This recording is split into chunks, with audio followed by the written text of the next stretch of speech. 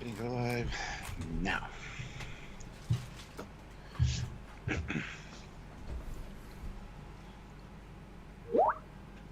Go live. Hi. Hi, everybody. Hi, Dr. Nick. Do not skip a beat, eh? Right. We didn't find to watch the pre-show. We're just both eating, just trying to get the food in. Yeah. Last minute food. Welcome back, everybody. Today we're here to celebrate all things Samuel, at least 30 years of him. Oh, 30 years, 1 month. Don't give people the answers. 42. I was born 42 month of 42. Go look at the poll. 42nd year. Well, Stuart, we have the poll then. It's a quiz for everybody that knows their Trekyards hosts. Mm-hmm. Trekyards quiz. When is Sam's actual birthday? Today? July 7th, June 7th, or June 19th? Yeah, I always having to fight Independence Day. You know, always the Americans. You know. Hopefully Stuart got salty of that. Yeah. 30. Jesus. That's well, we'll talk about all that later, I'm sure. But I do expect that you guys are going to help us celebrate this with mountains of alcohol. I have, well... Mountains. Get him drunk, not me this time. I have an entirely full bottle of vodka. Normally I have sort of this amount. I drink sort of this... Yeah, which is quite a lot. I have an entire bottle of vodka. And I have 2 specialist bottles of vodka in the fridge. Also a bit more tipsy. They're both specially flavoured. But there's that old thing about booze that the more into booze you get, the less it hits you. So if we can appreciate the flavours more, in theory. So the better stuff after the... This is not bad by any means. It's just real vodka. But like they're the stuff we had at our party. And everyone loved one. Like, loved it. It was... And I had some straight... I was like, ah! So I went from, like, water... I'll try this, okay. Yep. Because you got to be in the mind space. I sort of forgot what vodka was for a second, and I was like, oh god! But they gave me that, and so I actually have flavours this time, Stuart. Which is exciting. That's good. Good. Yeah, looking forward to hearing about your birthday bash with all the peeps. Yeah. So. Yeah, it was a thing. And I have an entire smorgasbord of uniforms lined up. I've pulled them out of all the different cubby holes. So as you know, we always do a $50 birthday super chat for change costume, where you get to pick which costume. I have a plethora of them. I even have another new one, Stuart, because it finished from the tailors a couple of days ago. No. Ooh. Now, does that include your birthday suit? Can they request that? Well, 500 plus a tip. There'd have to be a high level tip. You know, a big strong tip to go with that. You know. I'm sure if anybody does, super chat 500, and you do see the birthday suit, we will definitely see the tip. Of the super chat. Is that what we were talking about? Yeah. Oh. Well, Richard Napier starts us off strong with $30. Yes, he does. Let's get this party started. Drink, Sam. I'll have one too. Just yes. I got this hard blue freeze vodka alcoholic beverage. Okay. Also got my oh no. Kraken. Oh no. Actually, here we go. I'm gonna crack into the Kraken. I'm cracking in here. You ready? Yes. Hear that nice break of the seal. There it is. Oh, there we go. Fine, I'll do it with my carton of orange juice. Oh, God, that's a bones. That's a neck break if I ever heard one. Oh, that's like a... Who needs a Foley artist? Yes. Oh, wouldn't it be great to see the Foley someday, Stuart? It'd be so great. Someday. Why are you laughing at me, Foley? I don't know, just because. Well, cheers to that. Yes. Thank you, Richard. Good to see you. Considering I only woke up like an hour and a half ago, this is like, good morning. Yeah, I've never quite believed in Eye of the Tiger. No, Ear of the Dog. No. What's it called? Hair of the Dog.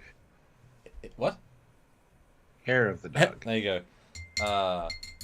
And I know many a time at university when we had a bit of a night, the thought of booze next morning was somewhat revolting. So morning booze. For me, it's 6 p.m.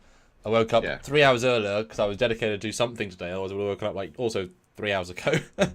But as with many of these days, it was filled with everything you have to do to set for the live, and then the costumes, and then getting the drinks, and then eating the food, and then I did a little bit. But that's okay. Anyway, Well, here's your 30. Patrick throws in 11 euros and says, tried to be the first super chat but failed. So let's be the second that keeps it rolling. Happy Yes. birthday, Commander. Hashtag Thanks Sam so Drink. much. Oh my God. Danny Janey throws in a $300 super chat. Well, luckily it wasn't 500, otherwise I'd be in trouble. You got me really nervous there for a second, Stuart. When he said 100, I was like, huh? All right, let's do What? it. Danny says, happy birthday, Sam. This is for drinks, so fix your glass. Fuck. Okay. Right, we're doing it. We're doing it. You wish. Oh, Jesus. Okay. Well, Miss Janie, not to put too much ego on your shoulders. That's how you start a Drunkyards live. You force feed us poison, and you get straight into the fun. That is how you do it. Wow. That's a killer super chat. It is. Thank you. And 300 for 30. Right. That's very themed. Thank you so much. That's that. You know, we've got a thing coming up which Stuart is involved in. That's quite expensive, and that really, yeah. Because you know I can't keep creating. I can't help but create. It's a disease, but you know when you get 20, 30, 40, 50,000 views, you know. Oh. Yep, I'm just gonna keep drinking this. Oh no. I feel like I'm back to uni again, but without the money. Like, look, quickly.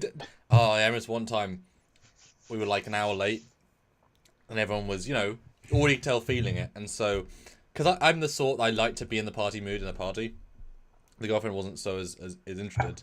So I just did what I'm doing now. Just made a drink, drank it all, made a second drink, half drank it all. Right, I'm good.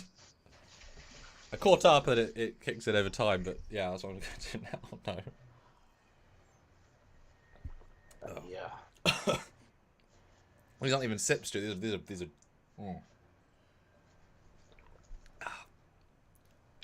This is actually pretty good orange juice for it, though. It's really sweet. Ugh. Thank you, Colin. Thank you, Leslie. Because it's easier in a way, just to keep doing it, but at the same time, it just kind of... Dude.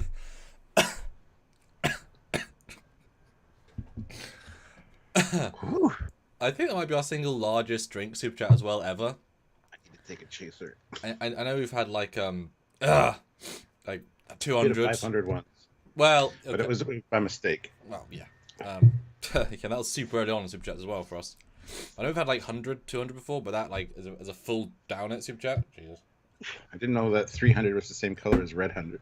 Red 100. Oh my God, as 100.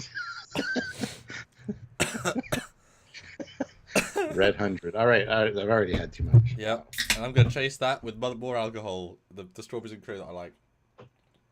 Yeah. Oh God, I hope that was worth it. I'm still not done yet with this one. So. Oh no. Oh. Yeah, awesome sauce. Yeah, birthday. Thank you everybody.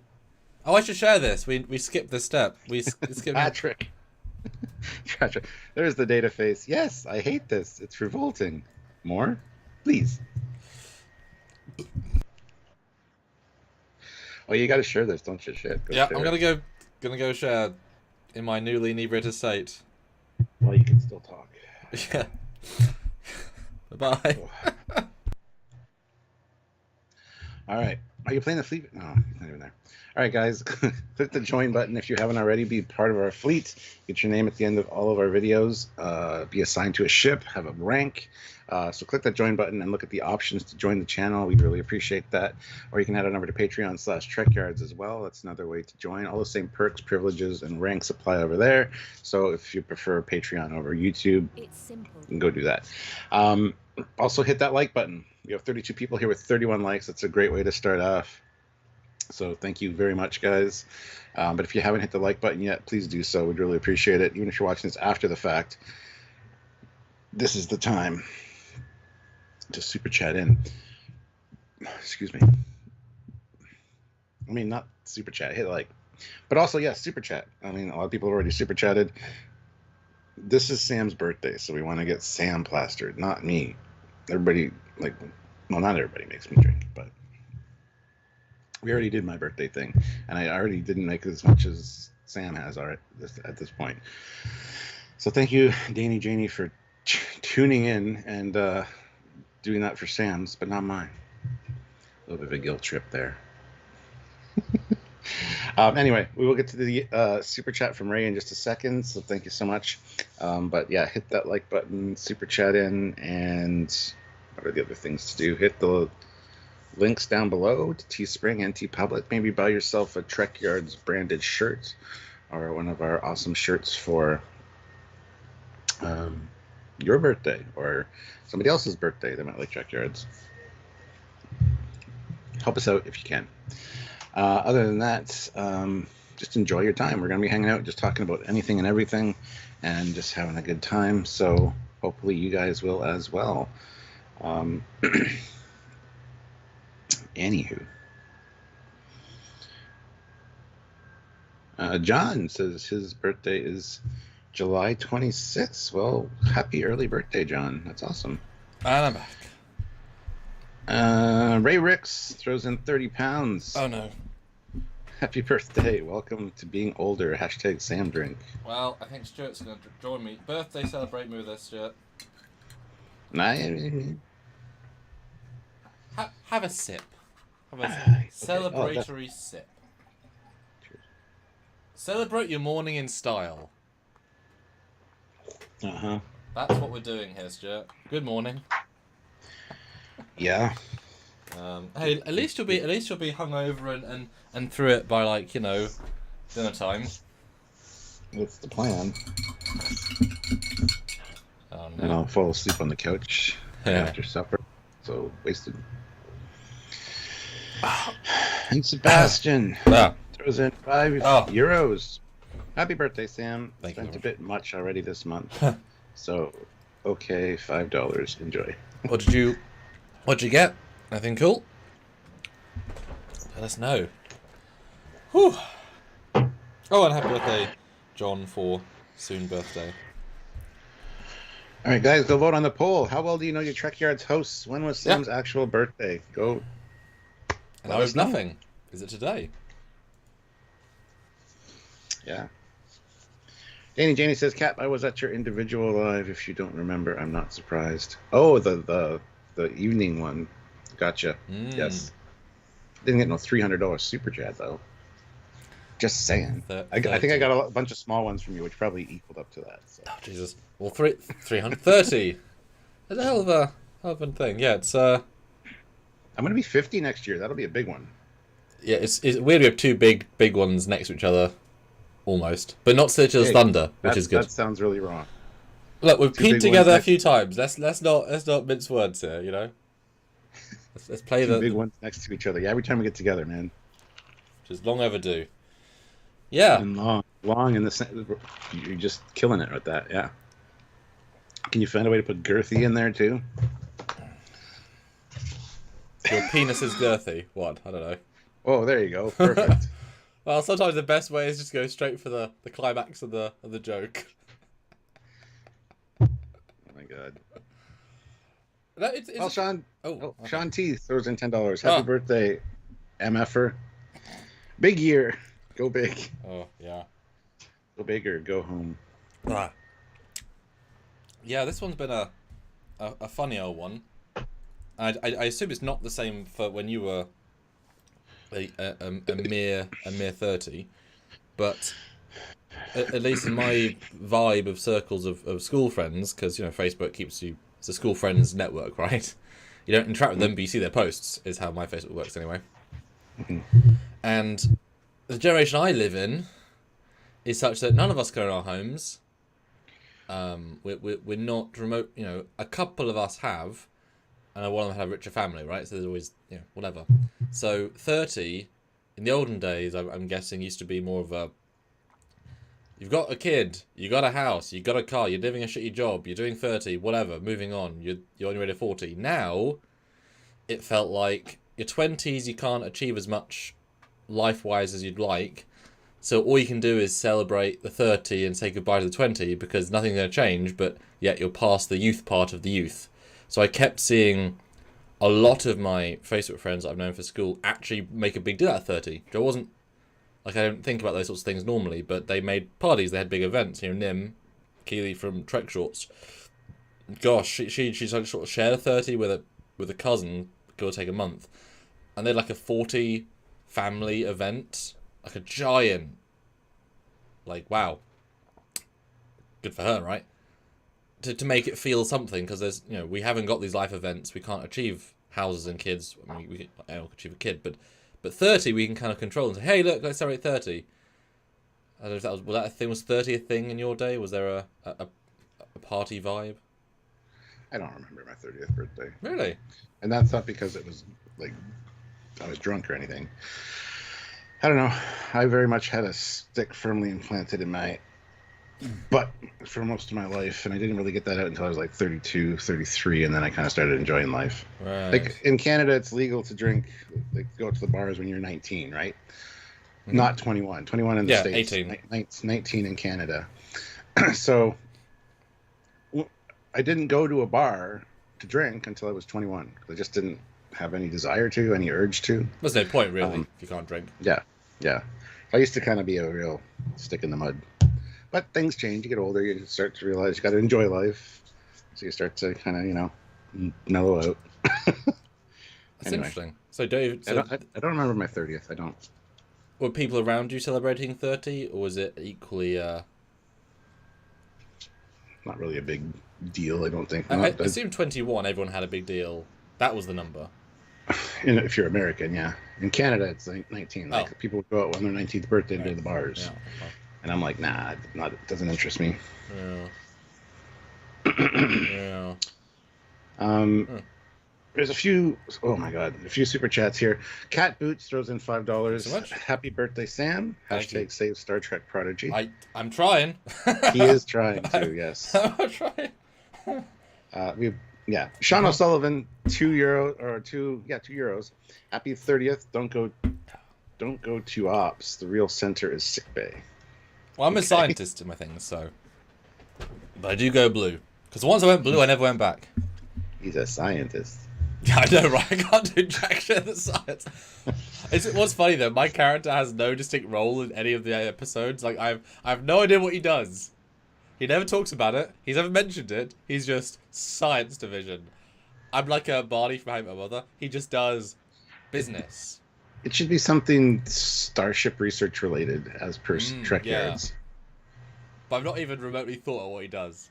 He's just science. Well, that's good. That's good though. It's one of those things that's a mystery until it's not. But it's just funny because he works on Defiant and DS9. What science are they doing at DS9? You know, hey, he's there. And Danny Janie throws in another $100. Oh my goodness. It's too early for Zoomer malaise on your parts. On your birthday, Sam. Hashtag red100 and hashtag have a happy drink. Well, Danny, please pick a uniform because even though this is quite early for uniform change, please pick.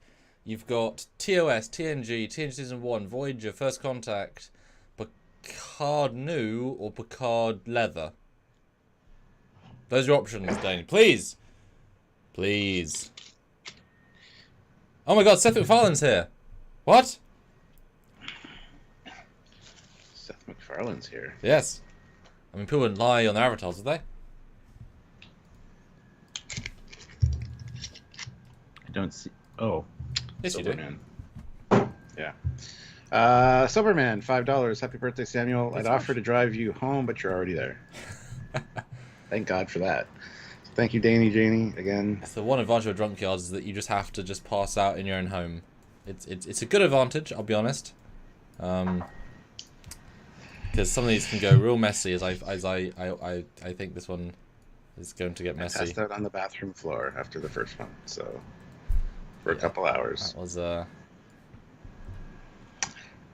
thing. That was a real thing. I would say one not to forget, but that's kind of the you know. I got Sylvia to remind me of it all the time. I mean, in fairness, it is there to watch at any point. Put on a red shirt, Sam. Oh no. Okay. Do you mean actual red shirt, or do you mean a red uniform? Because I have 2 red uniforms ready, or do you mean actual TOS red shirt? Because I can. That's a 4th box of uniforms I have to grab. But you're the boss right now, so you can pick. I'll happily be in a TOS red shirt if you'd like me to. Tim! Thank you, Tim. Very much appreciated. Citizen Tim Scott, $10. Happy birthday, Thank Captain Sam. Hashtag He's get. Hashtag get something. Get lit, probably. Maybe? That's what I would think, get lit. Sure. Wow, those shots already hit me, so I can feel that haze. I know. Me too. Wow, that's good. Danny, I mean, usually you're funding the chaos. Usually it's a slow start, and then by the end it's like, okay, then we're getting some. But then by the time it kicks in, we're already off the life. So. Yep.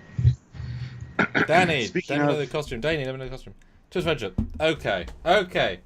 Stuart, I'm gonna have to. He's gonna die now. He's had too much alcohol. He's gonna die. Don't do that. Our boss today is Danny, so I'm gonna. Oh. It's in my 3rd box, so I'll tell you. Give me a second, but I'll put you on. Get it in. Hashtag get it in is the. Get what in? The alcohol. Oh, I was like, who am I getting it in with? What are you implying? Sean, I have ordered it. Yes. Did you? Well, you didn't order the Stranger Worlds Kozamart Lower Decks variant, did you? Of the uniform? Yes, they've already made one. No, I haven't. Amazing. And I think, oddly enough, I feel like the grey to black ratio is closer to what we wanted than they actually made. Oh, cool. Which is great. Although I guess I could strip it down and cut up. But that'll be arriving whenever they make them, because there's a pre-order. Which is kind of great that they're making pre-orders. But yeah, I'm excited for that, because that... Right, I'm going to get a red shirt, which is not what I was expecting.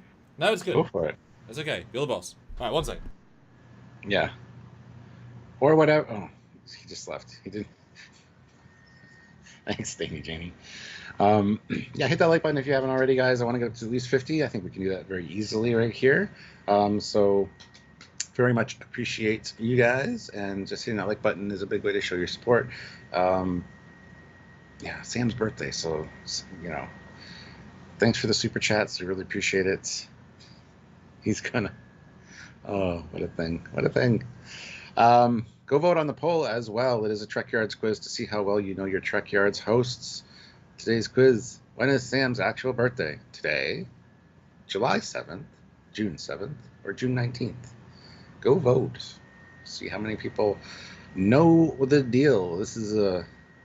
I can't even say anything because it'll give something away. So anyway,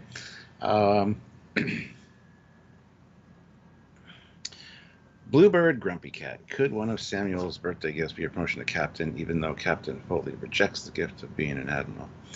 Well, he'll reject the gift of being a captain, so it's just a better dynamic and more fun for the channel to have a captain and commander vibe instead of 2 captains. He's like Riker. He just ignores those promotions.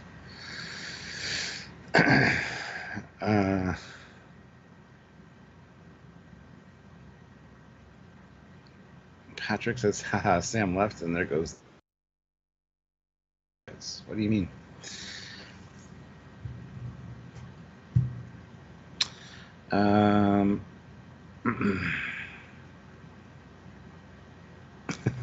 Yes. And Robert Westfall has a birthday. Where did he say that one? His birthday is July 2nd, so he just turned 36. So happy belated birthday, Robert. Yeah. Sam's probably listening in right now, so I can say that Danny Janie did say you can choose whatever you'd like as opposed to a TOS red shirt. But I think he's going to dedicate himself to the red shirt because why not? Hope everybody's having a good weekend. And we hit 50 likes. Excellent. Also, don't forget to check out the links. Like I said, check out some of the links for Teespring and TeePublic. I don't know if TeePublic has a sale on right now.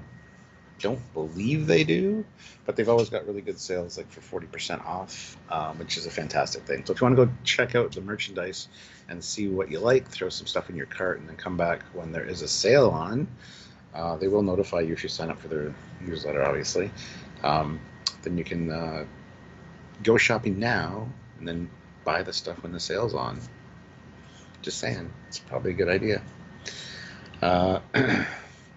No new members this live yet, but if you want to click that join button and be part of the fleet, get assigned to a ship, get a rank. You can even be a captain right away. If you become a captain, you get your own ship instantly. And if you become an admiral, you actually get a hero ship or a space station or starbase. So consider clicking the join button and looking at the options for that and become a member of the channel, because then you get your name at the end of all of our videos in the credits with the fleet flybys. You get to see what ship you're serving on. You get to see who your crewmates are, and you can join us and them in the Discord to chat about all the cool things that we do. We also have fleet events and whatnot. So, now, holy shit, he's back. Will you promise not to send me on away missions? Would that be? Can we agree Yes. on that? Okay, Yes. good. Yes. It's amazing how TOS is so goddamn iconic. It's such a great red. It's such an iconic, like, I mean, this collar.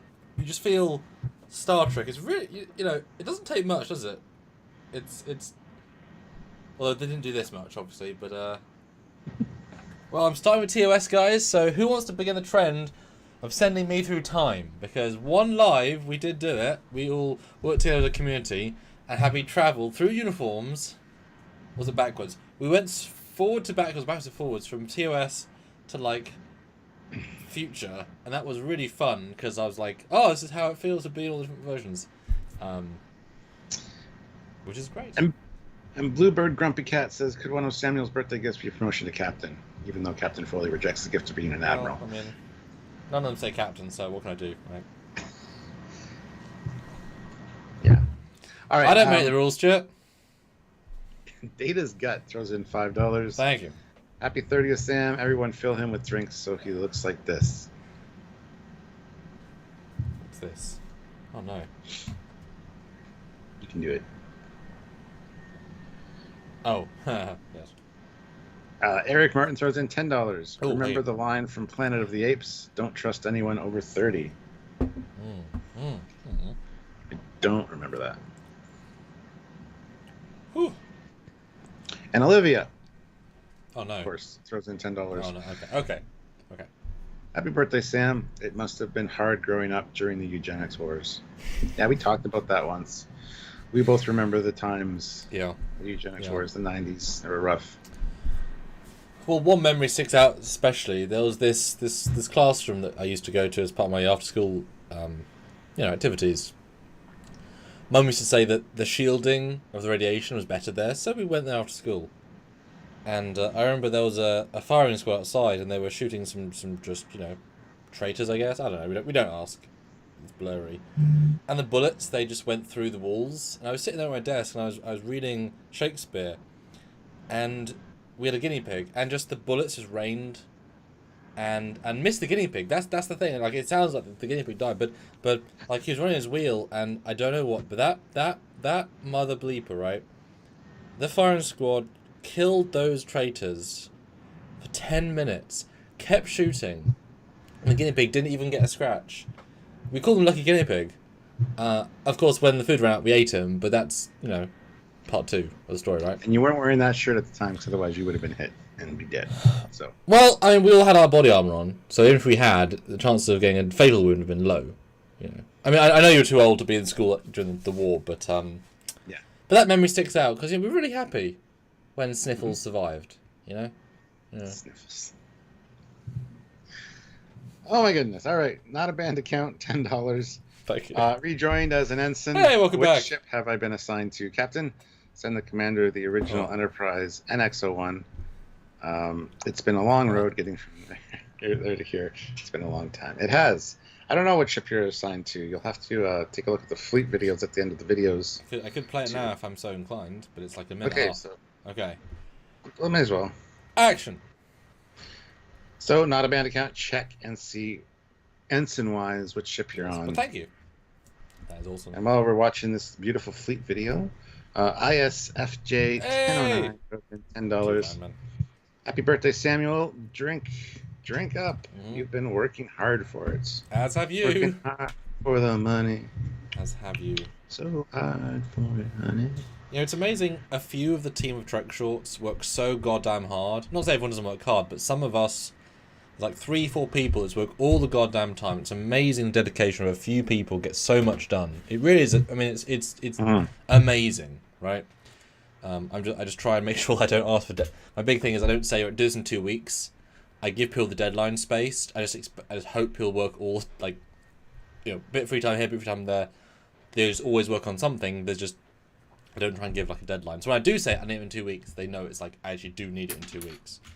I mean, but I mean, you've seen the fan reactions to some of our stuff. Like, wow, here's the cool stuff, right? Yeah, it's amazing. Not a bad account. Member for 16 months at the rank of ensign. Thanks so much. Prime timeline has changed. Is TOS no longer canon? Oh, it is.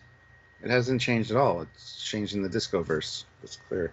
The Prime timeline's the same. It has to be, because TOS, they talk about 1996, Khan being exiled. So, yeah, they just established they're not in the Prime timeline, and that's cool. You can't be changing things just for the sake of your narrative. The narrative's set. You just need to accommodate it. Yeah, and not just that, of course, but if they've already changed the Eugenics War timeline, then wouldn't that change the Discovery 31st Century? It would also change First Contact and stuff. Well, nothing would work the same. Sure, but just in the logic of the show, if that is all true, then they can't have gone. Then everything's changing. So Discovery Season 3 no longer exists as well. So if they call that canon, and turns towards the canon, then it's all just kind of its own alternate whatever, because they can't all be canon like physically. So whatever. They've made it so messy. It's kind of like, you know, it's just a jumbled mess. So it doesn't matter what they do anymore. Well, it just matters which you know, do you acknowledge the Kurtzman canon or not? That's really it. You know, do you stick to the TOS principles, Eugenics War and pre-warp shuttles and all that stuff, or do you not? That's kind of it, honestly. And while I do in Trek Shorts, I reference certain Strange World isms, because that show deserves some respect for sure. I'm not going to reference the visual canon because that's just not what it was. Yeah. Now, if you told me designer Connie that is a refit of the Strange a hybrid, okay, fine. Yeah. But I don't want to. And not a bad account. Found out he's on a Nova class ship. Woo! Good. He always wanted a science vessel. So there you go. Good. There you go. Just don't get lost and have a captain that'll do things, bad things. Eric Martin throws in $10. Ooh. So Sam, what are your life goals for this new decade? Jesus. It's amazing how time works. I remember being 20 and none of this Trekyards life, none of this other stuff happened yet. So that's a giant chunk of work, time, effort, and personal ambitions happened. But I'm already here and it feels like it hasn't been any time at all. But to go back I would not have predicted anything 10 years ago. I just filmed Temporal Anomaly. I was finishing uni. I was content in my little bubble of uni.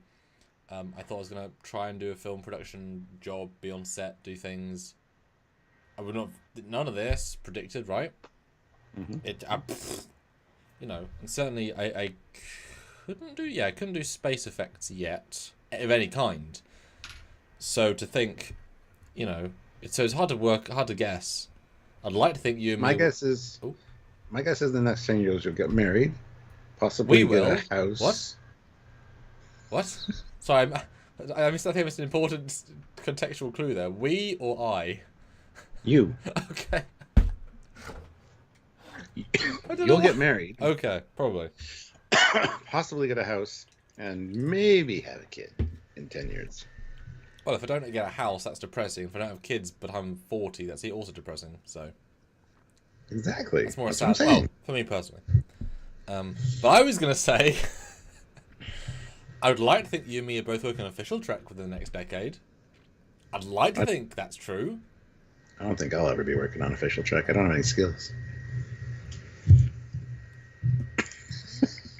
Yeah, shush you. I love how your answer was serious, mine was serious, but I went the Trek route, you went the real life route. But I'd be kind of shocked if we're both not working on real Trek in some form, personally, right? Because we've, it's really nice. It's so rare we have to introduce ourselves actively to Trek alumni. That's nice. Scotch throws in $10. Oh, God, okay. Can't stick around. Just dropping by real quick to say happy birthday, Commander. Thanks Report to sick bay for IV at 0800 sharp tomorrow. That's probably... Well, no, why can't you hypo me? Oh, no. Why can't I get a hypo of fix me doctor? Fix me juice. I was going to say that, but that's not a big... Yeah. Stupid? Yeah. Okay. Don't worry, I got you. Thank you, bro. Alright, back to the shots, eh? Oh, no. Okay. Keep going, Stuart. I see more wonderful colours. Ray Ricks, £5. Akiva Goldsman will be retconning your childhood shortly. Yeah. Well, he already has, so... That's not how things work, so he can do whatever he wants. Already has. He's moved the Janus War, so that's my 90s. He's just changed my 90s. Yeah. Not yours, though. Alternate reality one. Not a band account, $2. Also dreamed of serving on Science Vessel. Thanks. Mm-hmm. That's awesome. Yeah, I would like to in Trek. Although the irony being, of course, if the science isn't your speciality, imagine if it was like microbial research and you're a warp plasma theorist. Yeah. It's not going to necessarily float your boat, is it, really? Like, not all science is uniformly interesting, otherwise there'd be one kind of science. But there isn't. And Sean O'Sullivan, member for 8 months at the Rank of Ensign, says, buy Grapthor's hammer. Happy birthday. Mm. Thank you. It was a good day. ISFJ 1009, $20. Oh my god. Happy birthday. I hope birthday. You're drinking too, Stuart, because I'm not holding back here. I hope you're joining me in this, because this is... I just give me a second. I gotta read and do. I got a job to do. That's true. Oh. Happy birthday again, Samuel. Drink up. Yep. You've been working hard for it. Yes. We both have. I said this already. Oh. I'd say we're two of the hardest working people in YouTube Star Trek community. Honestly, with the amount of content we put out and the amount of lives we do, the things we discuss, I think. Well, the fact that we haven't hired especially an editor. with your fan films and stuff, right? So. Well, the fact that we're how many years in and we still do the work ourselves, that's what's special. Because most channels would hire editor, hire this, hire that. It's still just us. So. Yep. Not a band account, $2. You can't marry the commander. Fans call dibs. I don't want to. I never said we'll get married. I said you'll get married. Only gay fans. I know how it is. The old gay fans. God love you. Oh, yeah, they're fantastic. Yeah. That was the joke about the first couple of 2 years. I had all the gay fans, you had all the women fans, and it was like, okay, cool. Yeah, all of them. Well, all 3% that we have. Yes, so I get the 92% men and the subset of gay men. Yes, I know. Fine, there's more of them, Stuart. Yes, but Ray Ricks throws in 30 pounds. Wow. Have another shot. Only be logical. Hashtag Sam drink. So you don't have to. I might throw up today. This is our strongest fucking Danny fucking wow. Yeah. Andy Urick, $20. Happy birthday. That's a simple one. Yeah. Oh god, thank you. I'll have some of my Kraken for that one. And not a band account. Thanks, Andy. Gifts 5 Trekyards memberships. We got 5 new ensigns at least already. The Galaxy's Thumb. So I'd like to welcome Galaxy's Thumb, Ryan K, Danny Shaw, Brandon D, and Robert Olson to the channel. You have been gifted Trekyards memberships for 1 month at the rank of ensign. So look for your name at the end of upcoming videos. Yes. It won't be on the current fleet video, obviously. But on upcoming ones for your name and what ship you're assigned to. Yeah. And there are more ships that are waiting for captains. I'll say that, We got a lot of ships ready to go. And that's the thing, it's not up to us. Yeah. Cheers, Andy and Ray and everybody that super chatted. I mean, you gotta say, I feel loved though. This is lovely. You know, this is very nice of you. This is, Yeah, you've had a much better response than my birthday live did. But that's okay. You do more lives, Stuart, celebrating you, called Late Night Hangouts. That's true. No, seriously, I mean, this is, you know, like I said, I am doing this Prodigy thing that is big. Which is a secret. And it's expensive. I will not say how much. And so these are helping. If this continues for the next 4 hours, then that's just Trekyards for the win, you know? Which is great because, you know, you guys know that you're forcing us to poison ourselves with alcohol. You're allowing us to pay our bills. You're allowing us to keep making content, and you're allowing me to make fan films, which tens of thousands of people enjoy. That's a lot of use for nope. It's not, nope. That's a lot of uses for that super chat. Nailed it. Absolutely. Let's see. What do we got here? Oliver Lavery Farag throws in £10. Happy birthday, Sam. My gift to you is to make #cap drink. It goes down. Thank you. I do appreciate it. Thank you. That's okay, Gorgonzola. Maybe have time later. Thanks so much. Captain Robert April throws in $2. Fix those rank stripes, mister. Shut up. Yeah, so this is an Australian costume, which the uniform's actually fantastic. We got you on. It's so much better than the other ones. But they came with whatever they came with.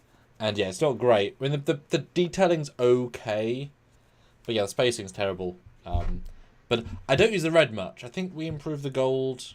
Because the fact that I had a slight ridiculous habit of buying all 3 colours for every uniform.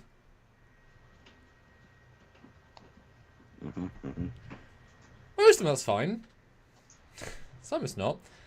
But luckily, I think I bought the last TOS gold small for this, I think. Yeah. Not a bad account. $2. Rather have the Titan A and Enterprise G as separate ships. I agree. But that's a much dead horse that's been beaten to death again. So yeah, we've kind of all established that right now. But thank you. Colin says, I have a friend working on Star Wars Andor. Phenomenal. What's he doing? It's a good looking show. Robert April says, the Prodigy stuff you've released so far has gotten a lot of attention. It's definitely having an impact. Well, thank you. Yes, that was a fun short to make. I didn't kill myself, but I worked all the hours of the day. And it was great because you didn't see any different in the sense that I started it as soon as I finished Trekyards. I was done. I started Trekyards. I just did all of the hours in between the day job to do it. And I told you I was going to be really, really tired. And I think I did a pretty good job holding myself together for that post live because that was a very tiring. The whole week you did pretty good. But I mean, like, yeah, the actual, like, the one that was after. Yeah. Yeah. You. Oof, wow. Hit that like button if you haven't already, guys. 62 likes. That's awesome. Let's try to get 80. Another 18 would be awesome. If you haven't hit that like button, now or it's 300. time to do so. And we got we got 5 new members thanks to Not a Band account. So thank you for that as well. That is amazing. And hope they enjoy their memberships. Check out the Discord. Yes. For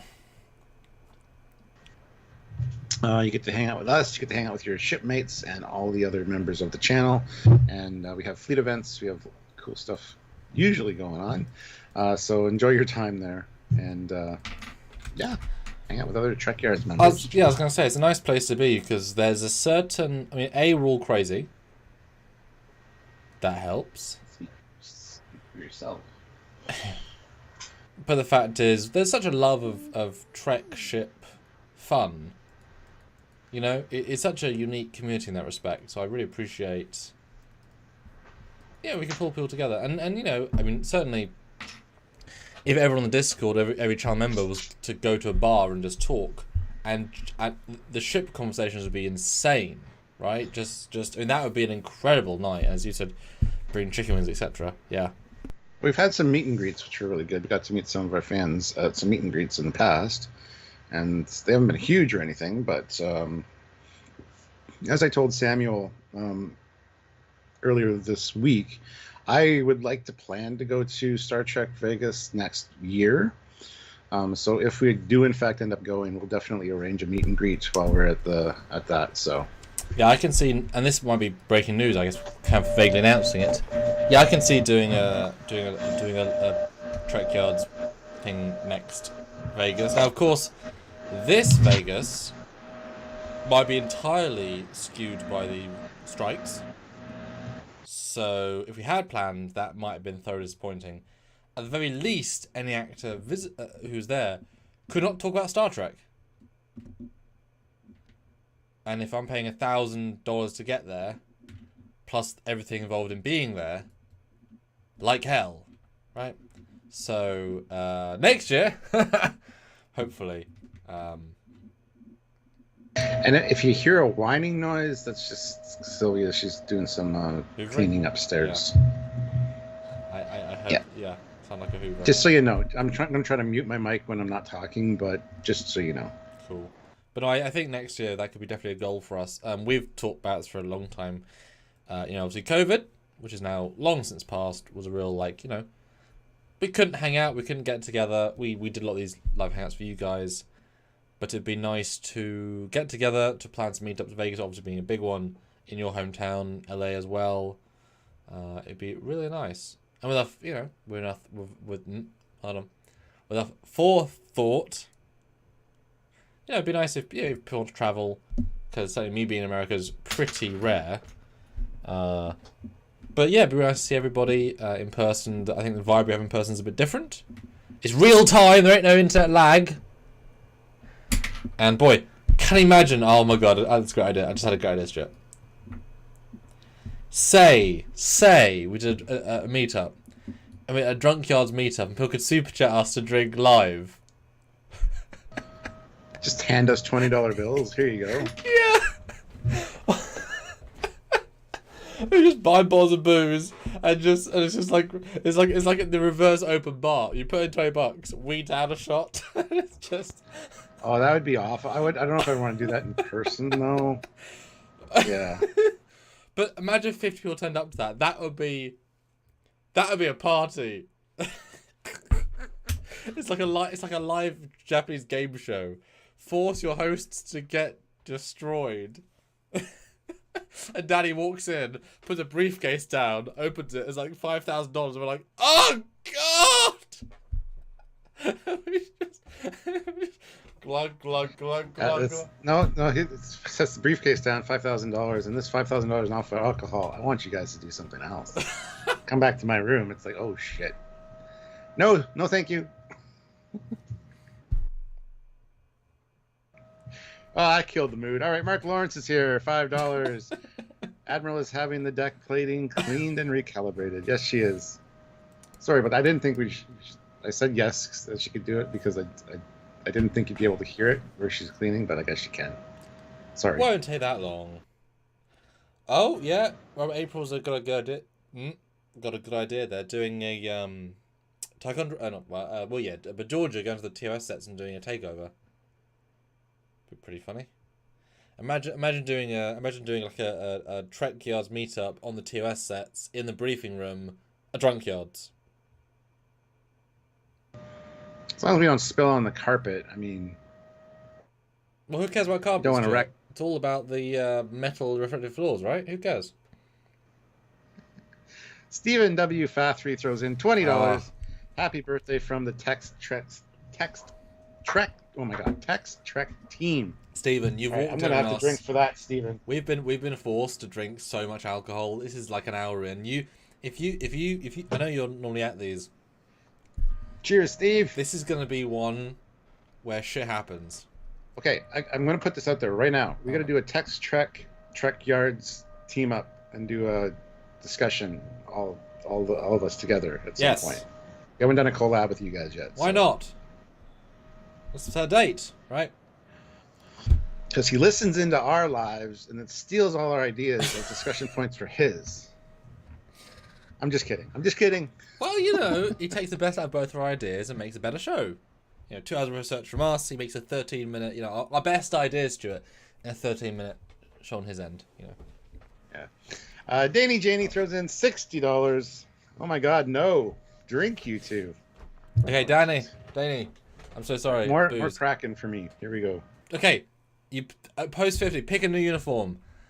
TNG, Voyager, First Contact, Picard, Alt, Picard Leather, or what's the other one I have? Oh yeah, I also have Insurrection, Formal, and Season 1 TNG. Pick! And I can also go throw one on. I got a new one that I want you guys to see. So. What is Stuart's birthday suit number? Put a number on your member of the super chat. Once, I'll go grab mine in a second. Actually, just because I want to show. Your member or your uniform? Both. I'm already grabbing my member. You just can't see it. Not a band account throws in $2. Could Trekyards make an Enterprise H concept? Yes. Would we? Yes. No. Yeah. Not a band account yells at leather. Mine has a little bit of leather, but hold on, I'll go grab it right now. So okay. I'll Vampiroony. Yeah, I tend to post pictures of my uniform changes because I like having the ability to just swap uniforms. Because you know, I mean, it's such a funny. You know, when I was young, I had a TNG uniform, one of the actual children's TNG uniforms, and I always really liked that. And I don't know if I ever wanted to have all the uniforms. It's never necessarily been a thing for me. Dad was always a cosplayer in different things. And then I just sort of walked into just having high-end costumes. And the nice thing about those is that you invest early on, and then you just have them. So if you guys say, oh, jump in TNG Season 1. No one has that, really. But I have that. Danny, no! No, Danny, pick one. I'm fine, believe me. I am extremely good when drunk. Not to tell, well, I'll tell a story, but Danny, pick another uniform of my variants I suggested. I'll tell a little story. When I was at uni... Oh my God! My story is over already.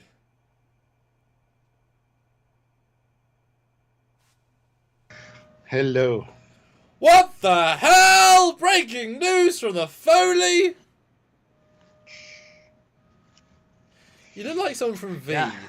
This is what's that? You look like someone from V, the old one, with like the red uniforms, like the high collars, the lizard people. This is from New American Jacket, and it's fucking great. Oh yeah, they are the shoulders, aren't they? Yeah. Yeah. I think there's one on the sleeve too, I believe. And I got the like. Yeah. Oh, is that new as well? Nope, I've had this one like since the 90s. Oh, you just tend to pick using the Trekyards one instead. Yeah, well, it's the Trekyards one, of course. I love how your nipple black spot just looks like an eye patch for your nipple. Like it's even like slightly curved. It's also padded. It's good. So I have on the Captain Foley personal channel this Wednesday. I have a review of this coming out. Oh, I'll watch that as well. This is not the suede one. This is the cotton one. They sent me the cotton one by mistake. So I told them that I have a YouTube channel, and they're like, oh, well, if you review that one, we'll send you the suede one for free. Like, that's when I ordered originally, so I should be getting that one regardless. But so the suede a little bit darker and more maroon in color. Yeah. But this one's great. It's a really nice, it's comfortable, it's warm. This is all real leather. It smells so good. Wow. It's fantastic. I need to go climb a rock shirt though. For underneath. Because that I mean, I obviously, is that just Kirk's jacket for like 30 minutes of Star Trek 5? Is that it? Like, is that, yeah. I think Scotty wears one similar. I think, if not the same. Yeah, it's nice how I accidentally got Stu into uniforms. Oh no, what a shame. Oh, no. So yeah, I mean, check out my review of this this upcoming Wednesday on my personal channel. And once I get the suede one, I'll do a side-by-side comparison because the suede one they're actually supposed to be suede. So it's a little bit darker and feels better, but this is This is a beautiful jacket. It's really nice, and it's only $150 on newamericanjackets.com. Right now they have a 40% off summer sale, I believe. Wow. So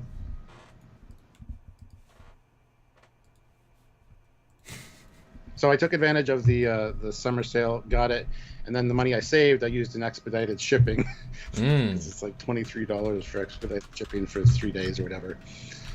And they're really good company. They have a bunch of different Star Trek jackets, and they also emailed me right away and confirmed the size, confirmed my measurements, so that they sent me the right one. But then they, instead of the suede, which I checked because I wanted to make sure I got suede, they sent me the cotton one by mistake. So, is there a big price difference, or is it just personal variety or personal preference? For the suede, I don't know if there's a price difference or not. That's a good question. Yeah. But anyway, it's nice and dark. It looks really nice and dark in person. On camera, it's popping as a really bright red. And I'm looking at their website. Holy shit, they have every variation of every goddamn season 3 to 2 uniform from Picard. Wow. Yes, they got all the leather jackets. Bloody hell, that is all Nors and everything. Yeah, I mean that must all be new, because Jesus, that's everything. I mean they must have I mean they must have a license, because that's super illegal otherwise. I mean that's kind of goes above. Well, the company's in Pakistan, even though it's called New American Jackets. It's made in Pakistan. I don't know if there are companies from there, but right. Made in Pakistan.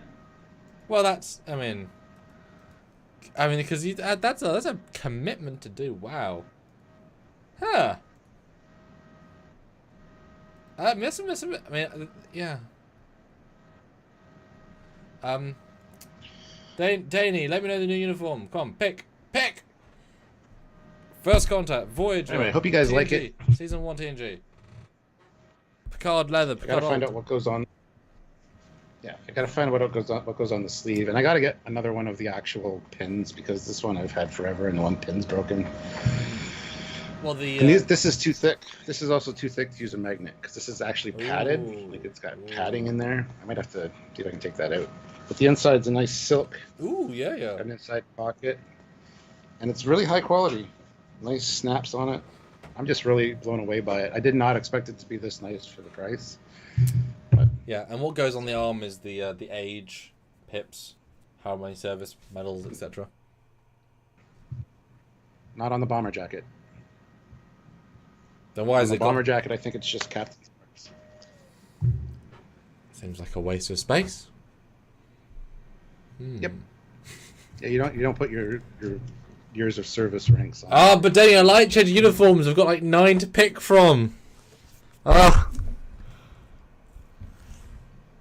It's fun though. I like it. I like being ISFJ 1009 throws in $40. Jesus. Okay, Captain and Command. Oh no. Gotta go to bed now. It's starting to look good. Samuel. Thank Can't you. wait to see the Arizona. A flyby. So with that $20 Captain, $20 Commander. Okay. One of our hardest workers. Amazing. Yeah, I hope that map helped, because that took me like an hour to make. I really had to like work out what the hell was. You're right. That bloody blast door really skewed my metrics, but luckily, Trek does not redress major sets very often, which is kind of a dream when you're trying to recreate them, because you're able to find the commonalities, which is just super helpful. So there's a set in Stargate SG-1, which is the cargo ship set, and it's so iconic with that, but they use it all the time for other Gould sets, and they just put up fake walls, fake linen, whatever. And there's only one episode where they actually do a reverse shot and you see the ceiling, without the walls. And it's really interesting to like try and find that set information. Like there's one time we see it in a way that's never been seen before, and if you only look for that one set, it comes across. If you watch it week by week, it's just a Gould set. Really interesting when you start deep diving. My call then. Okay, we'll vote. Let's vote in the chat. Who wants to see me in a brand new Picard variant uniform or TNG? Vote now. Picard or TNG? Before you leave, let's Okay. close out this poll though. Oh. Trekyards quiz. When is Sam's actual birthday? Okay. So 33% of people think it's July 7th. Oh, good. 27% of people think it's today. Oh, excellent. 22% of people think it's June 7th. Wow. And the last place is 18 with 18% is June 19th. So close. Do you want to reveal what the actual date of your birthday is, sir? The actual birthday date is... coming up after these messages. the tension, the suspense. I appreciate they're right from a certain point of view. They're Obi-Wan Kenobi right. You know, they're wrong, but from a certain point of view, they're correct. It's in fact June 7th, but they did get the 7th. So, to be fair, I shouldn't put the 7th twice as an option because that kind of shows what your brain is actually thinking. No, it's the only anyway, you're out. You guys, yeah, the winners are off by a month. Yes, but that's okay. And the reason it took so long to get here was because there's been other stuff coming up on weekends, and it's just been one of those things. So because we could do it during the week, but this is definitely a weekend sort of shit show. I mean, live show. Yeah, yeah. And it's going great. Okay, well, we have a couple of, and we can end that poll, but thank you all for voting. Appreciate that. And we have some Tunge votes. I will jump into the Tunge. Now, second question then. Do I go into the TNG Season 1 Hero uniform, or do I go into the TNG...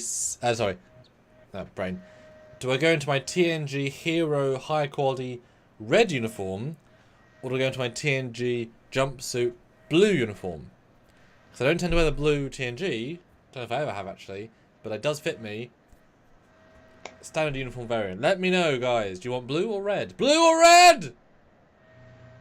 Blue or red.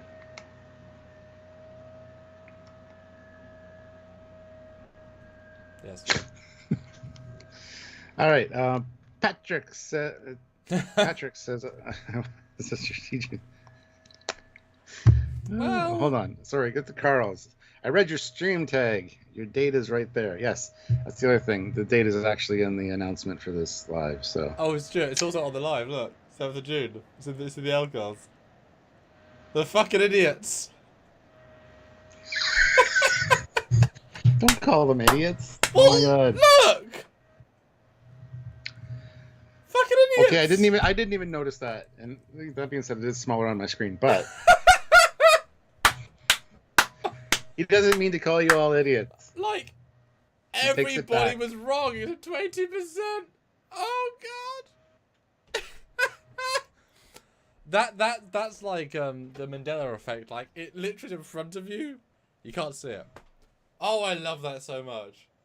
Because I had no idea who was doing that poll, so I did mine thing independently. Oh, I love that so much. But also, you're very smart people. You're really, really intelligent. Like they're smart. As you guys. Saved it. Watching us. Yeah, it's different. We make things go. Captain Robert April says, for the record, the suede jacket, the version of that, is $30 more than the cotton one. At 30 US more, yeah. That's not a lot. I mean, that's shockingly small, actually. So if you order one and they contact you, which they will, make sure you tell them that Trekyards sent them. Yes. Sent you. Trekyards sent you. I'd really appreciate that. Yeah, I mean, I'm obviously a sticker for uniforms, and they are one of the purveyors of the Season 3 variants. They are the middle-priced variant, because there are several, with the weird high-collar weirdness. Interesting. Okay, I will swim to blue, which I haven't been blue TNG. That's it. Up there, look. All right. Stewards, permission to go into the future. Permission granted, Commander. Goodbye. Goodbye. Don't step on any bugs. Always the future, doesn't matter. Go. All right, guys. Hit that like button if you haven't already. We still want to get to 80 likes. Wow, I'm really just already feeling my alcohol. But hit that like button. I want to get to 80 likes if possible. So if you haven't hit it yet, please do so. Let's try to get to 100 even. And let's keep the party vibe going. What do you guys want to talk about? Let us know. We are here to hang out and chat with about anything with you guys. So please let us know. I voted correctly as I had congratulated him in Discord, but yeah, it was staring at us in the face. I didn't even realize that either, so that's hilarious. Wow. Okay, when's my birthday? Who knows when my birthday is? I'm not even going to give you multiple choice options. Actually, you know what? I'll make it a poll. That way it's not on screen. When is Captain Foley's? My name right would be good. Right, I'll give you a few options here.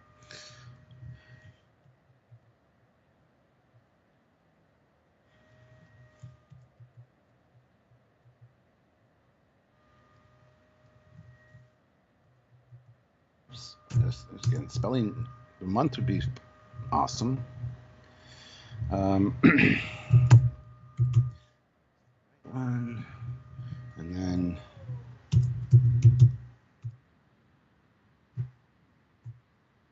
there you go. Now,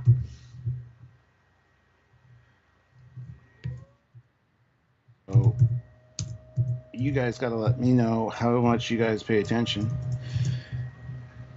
And there's a new poll. When is the captain's birthday? There are some options there. Sean O'Sullivan, though, throws in €2 at Sam. What is Cisco's middle name for nerd points? I know that one. He's probably watching and listening, but I'm gonna. I don't want to say it then. God damn it.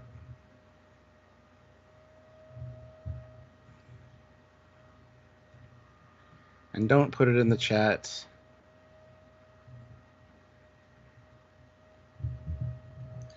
Not a band account. Come on. That's not cool.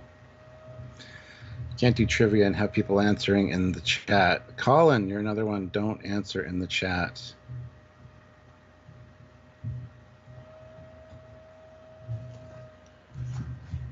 It's a question for Sam, so stop giving him the answers. So 5 new members. Thanks again to Not a Band Account. Really appreciate that. If anybody else wants to give some memberships, now is your chance as well. Or if you just wanted to go down and join the channel for yourself, if you haven't already done so, it's a good time to do so. So go look at your options. Clicking that join button doesn't mean you're joining. The join button, see what the options are, then you can just back out if you want. But at least check out what the options and the perks are and the amounts, and see if you want to become part of our videos on a regular basis by being in every video. Let us know. Go check the join button and go vote on the poll, guys. And it, just for the record, it is not on the screen, so it's not like you guys can miss it. But yeah, go and vote on the poll. See if you know. See if you know what the captain's birthday is. How well do you know your Trekyards team?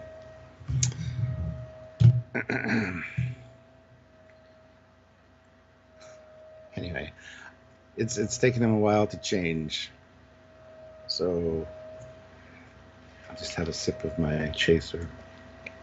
My chaser is McCafe iced coffee from McDonald's. Still part of my morning breakfast. Like I said, I only woke up an hour and a half before the live started, so I just finished eating literally right before we started the live. So anyway, we're still at 76 likes. We can't even creep up to 80. You don't have 4 people out there that haven't hit that like button. I'm suspicious of this. Hit the like button. Let's try to get to 80. Like I said, I'm still going for 100, but you know, we'll do what we can. And we'll see how Sam looks. Is he coming back in TNG blue? I think so.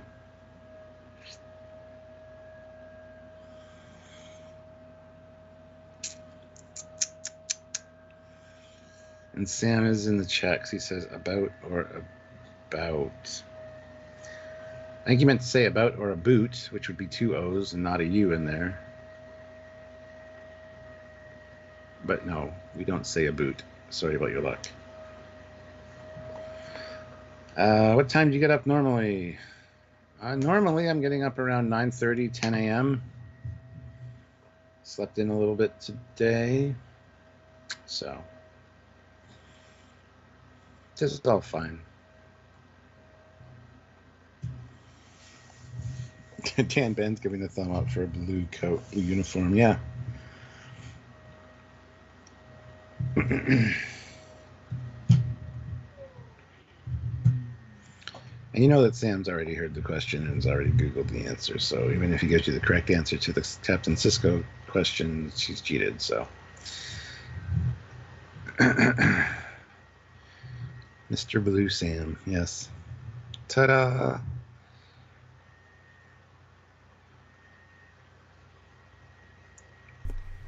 And I'm back. You look sad. No. I've actually never been in TNG Blue. I just realised that I've never once worn this uniform variant. I think your pips are way too high up on your neck. It's also because I'm prone, so it's pushing right into my neck. If I don't do that, do this, then they're certainly higher or better. But yeah, but they need to be more forward. This really suits me, actually. I'm kind of surprised, actually, how... I mean, I shouldn't be surprised because I shoot the other blue, but yeah. No, it looks really, really good on you. Yeah, blue really suits you. Yeah, it feels I've because in my I didn't have this uniform. In my Trek shorts, I start as red for some reason because I have a red uniform, and I go blue by the end of the episode. So I'm never once in TNG Blue. I really should be. This is great. Mm. And what I love about this is that it's a really nice greeny blue. Yeah, it's perfect blue on screen. Perfect. Yeah. Hold on 1 second. Okay. Sorry. Let's lower this down a bit. Yeah. Look at this. That's great. It's such a good design. Such a good design. Yeah. Hi guys. How's everyone doing? Because my old chair used to do a lot more things. This one is shitty. Because that's as high as it goes. It's ridiculous. Yeah. Hi guys. So, as everyone knows, we have a 5 or less cider, 10 or more hot alcohol. I'm raring for more. I'll be honest. This is going phenomenal so far. You guys are spectacular. And I ate 2 uniforms. I'm more than happy to get it. Okay, I just put on more. I've got a few variants. Oh yeah, I was telling a story about but not falling down. So I was at university and I did a drunken night out with everybody, and we were at a club and we came out of the club and everyone was pretty drunk, and we lived at the campus, which was itself across a sort of not a field but like a park, and you know, parks at 2 a.m. not ideal, and everyone in the group said, hey, because none of them lived at the campus because I was a different year, and they said, hey, you know, you should get a taxi. I'm like, you know, I'm fine. And so I ended up, I said, no, I'm fine. And I remember so vividly me as a pretty drunk, 19-year-old saying, you know, I'm fine to this 25-minute walk back at 3 a.m. And they'd left, and I walked back, 1 foot at a time.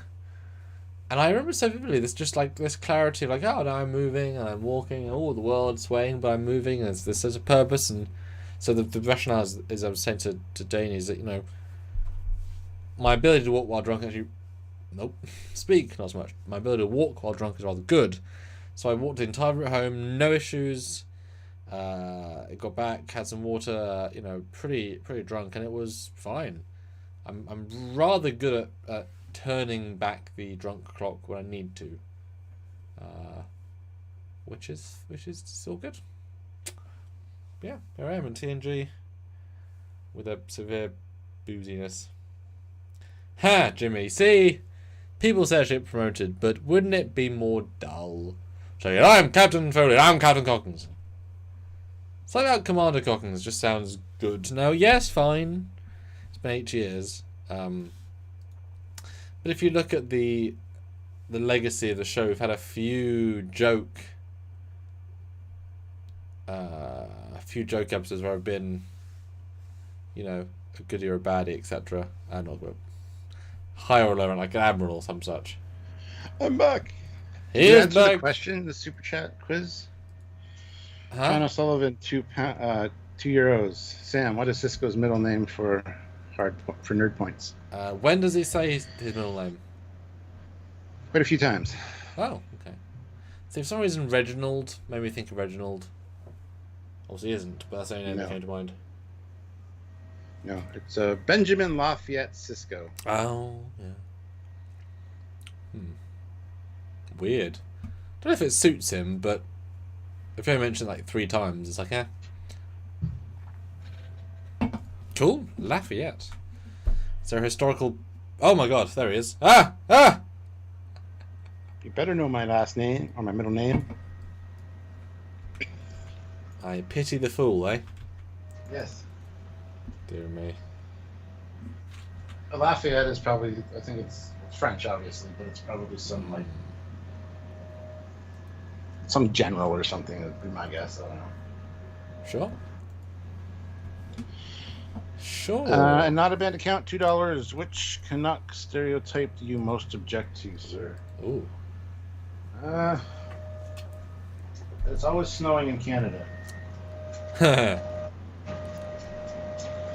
Because it definitely isn't. I think a lot of Americans think as soon as you hit the border, there's snow. Or that Mounties all dress in the traditional red with the hats and ride horses. Look, when I came to Canada, I was stopped at the border by mooses. Their Mounties were off to the side, eating maple syrup packets. I don't know why. You know, look, you can't blame the truth, right?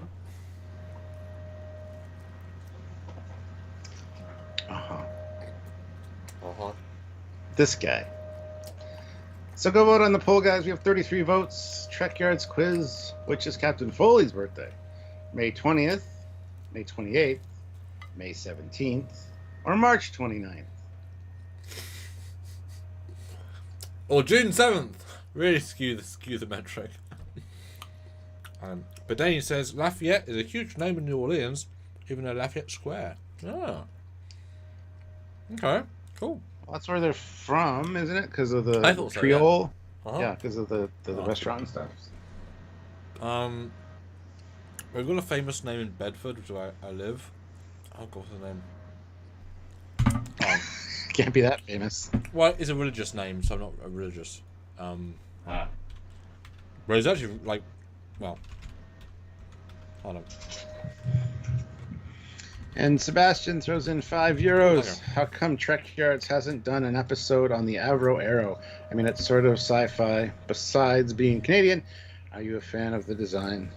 Yeah, the Avro Arrow is cool for its time, but it's all right. Do I even know what it is? It's not sci-fi at all. It was the most advanced fighter jet in the world at one point. It was Canadian built. Never got off The ground. prototype stage. I never got out of the prototype stage, though. Unfortunately, it's kind of sidelined by politics because it's just cool that Canada had like the most advanced fighter jet in the world for a little bit of time, anyway. Did it drop Mounties as part of bomb load? Yes. Oh yeah. Yeah. I had a nice delta-shaped wing formation, and there was a lot of slots to just hang Mounties off of them and just delta or split delta. That's important.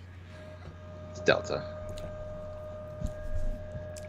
So, without googling, who has heard of John Bunyan? Stuart, have you heard John Bunyan? No. Okay. Very famous. But that's the thing about living where you live. You think fame is universal. Fame is entirely subjective to where you live. Hollywood has allowed fame to become more worldwide, but you know, fame is incredibly subjective. Especially with like there's I'm a huge soap fan, some soap operas, but there's many soap opera actors who have been doing the same show for 30 years.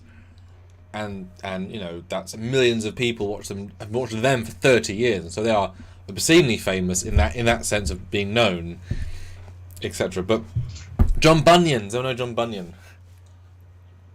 That's no. I have not heard of John Bunyan. Anyone else? Anyone else? Speak up now or forever hold your bunions. Dan Ben says Paul Bunyan. Yeah, but that's different. That's American folklore, I think. And this guy's real famous. Like, I'll explain why in a second without googling. Just anyone know?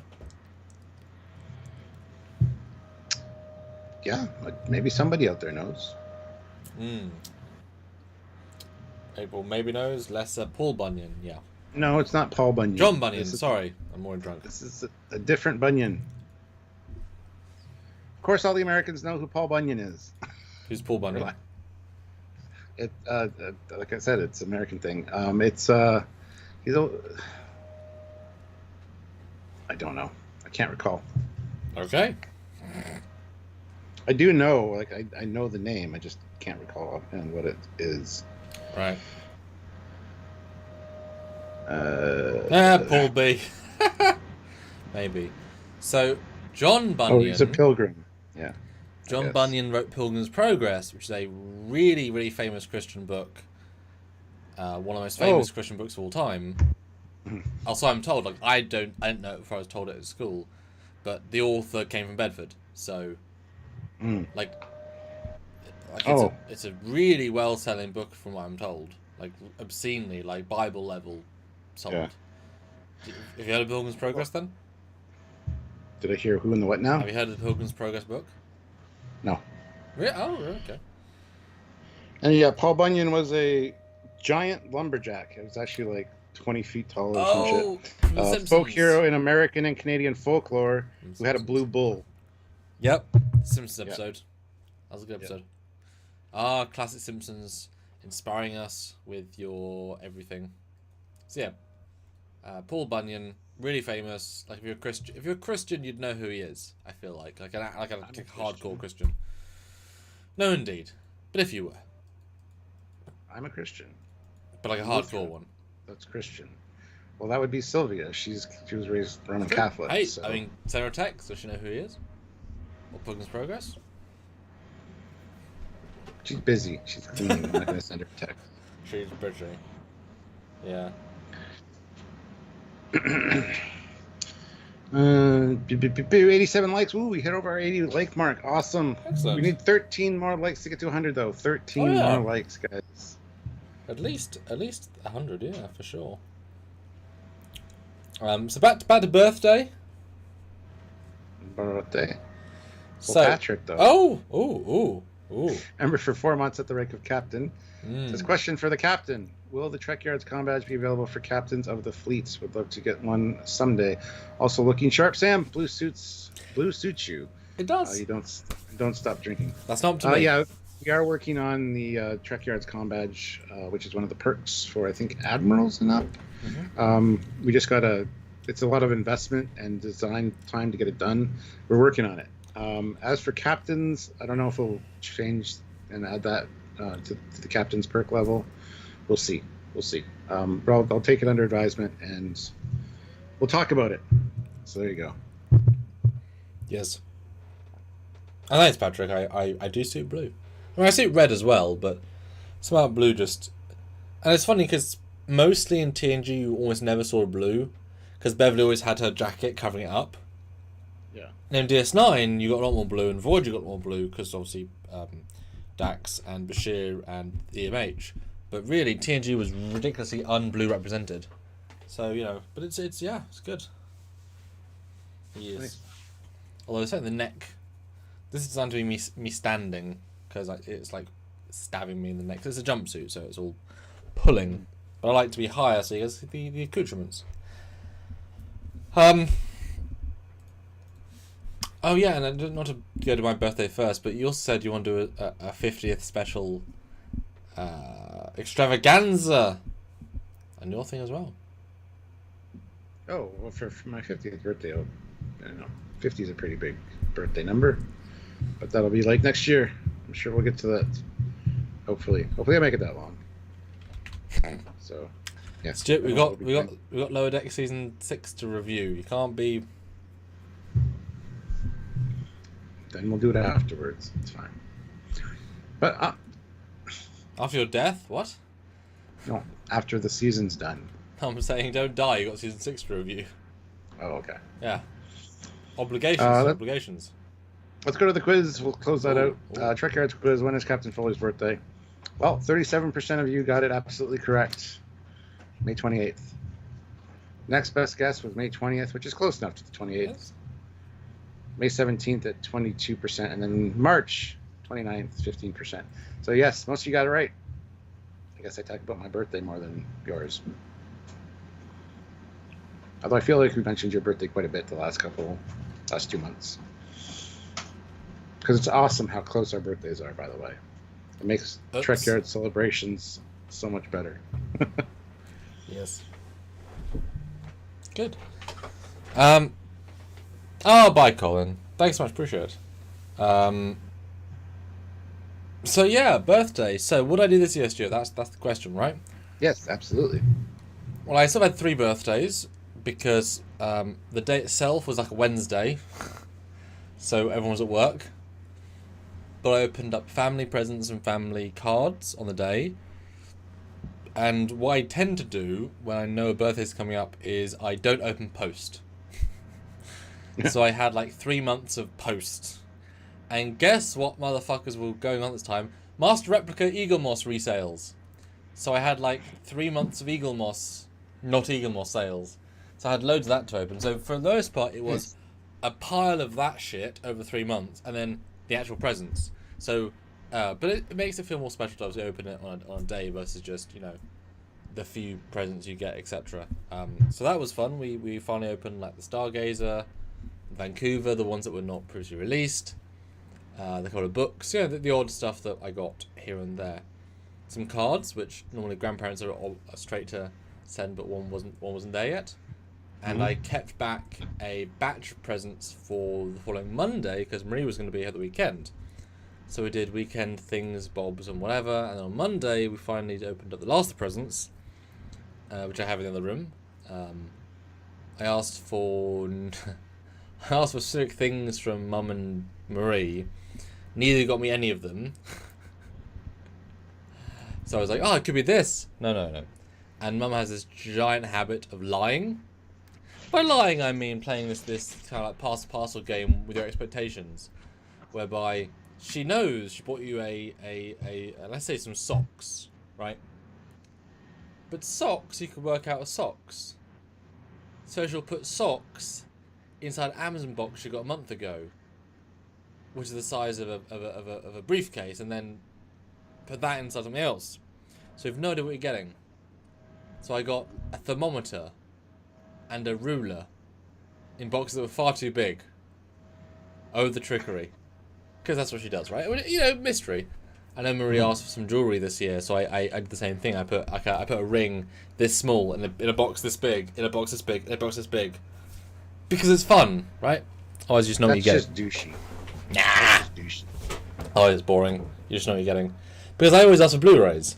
So if I have a stack of Blu-ray shaped presents, okay, there's no mystery there.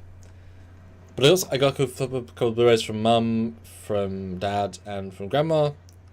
Marie got me the, and I'll bring them out in a minute. Marie got me because for our anniversary, I got her a new Switch game, and they're like £65, you know. So she got me the complete set of TNG movies in 4K, which is similarly priced because we kind of like saved that up for each other, which was really nice. But I also bought some presents for myself while I Drunkyards with you. So I had several Drunkyards purchases which I was able to open with great glee, which was great. And then the birthday day, the birthday party, I got almost the entire Trek Shorts cast over, except Lexa, who had another family event to go to, and it was really, really nice. It was really nice. It went almost as I expected. Almost. Well, but also I have Trek shorts to do as well. So I took the opportunity to make sure I had printed posters for everyone to sign, because they don't come except on expenses, so it costs money to get every actor down to the studio. But that was a freebie for birthday. So I sort of got ahead of the curve, so I spent £700, so that's about 1,000 Canadian, on poster printing. Jesus. Because all the costs were going to be there, right? So I could get stuff signed. I think Except for the one lady that couldn't make it. Which is annoying because that's like 500 items, right? Literally, because there's all other stuff. So that was interesting. So literally, Nim got there 2 hours late. Classic Nim. You know the classic Nim. I was about to say that, but I don't feel I know her well enough to say classic Nim! And I mean, Beth signed, 200 things. Emma signed easily 200. Nick Cook from Scotland, he flew down for my birthday, which was lovely of him. Really, really lovely.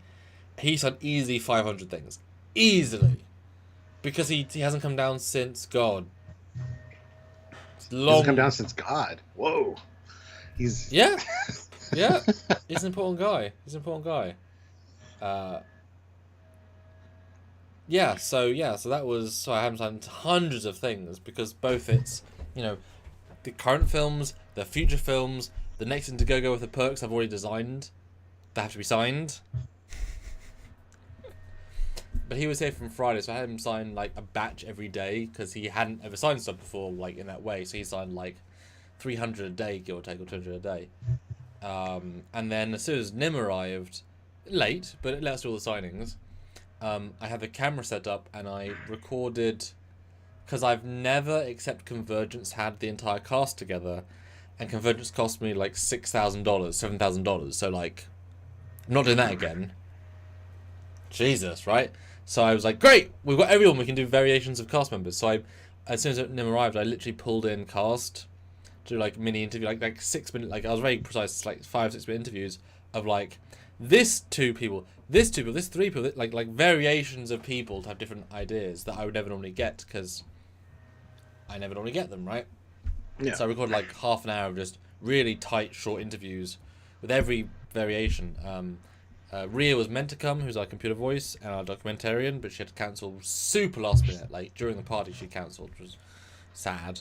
But it was fun. I got Nim and I got Marie and her sister to do an interview piece, which they were kind of awkward on because it's Marie. And they were like, "Oh look, you're the news reporter, and you're the character we can't talk about yet." Wow, we spoiled a giant plot point. Here they are, and just lovely little interview pieces. Then we got real drunk. Oh yeah, that's the way to do it. That's the way we do it. I bought about, because it's a party, right? I'm expected, I feel like, to buy the booze to lay on. It's on your birthday. You're expected to spend the most money.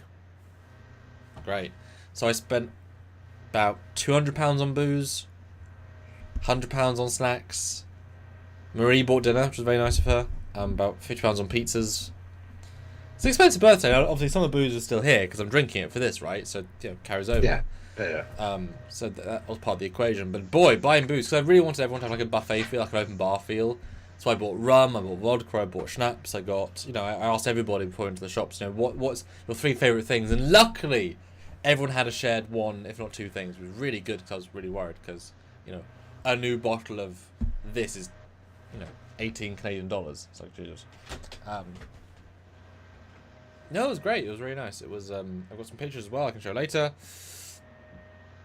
But it was nice. It was special. It was a good. It's awesome. Yeah. I should have phoned in for it. That would have surprised the shit out of you. Yeah. Really would. It's slightly expensive for you though, but of course, hey. Yeah. Cool. Well, we got one more super chat. Sean O'Sullivan puts in €2. Who led the Pennsylvania USA coal miner strike of 1902? John Mitchell. John Harrison? Also known as Con! No? Yes. Oh. Oh, yes. Oh, good. Yeah, absolutely. Khan. He's responsible for it. Yeah, he gets all the shenanigans. Khan, Nooney, and Mitchell. Khan Harriman Singh. Harriman Noonian Singh? I mean, it all works, doesn't it? Just. Does Khan Nooney and Singh actually sing, though? That's the question. No, that'd be Khan Noonian Sing Along. Oh. Different guy. Of course.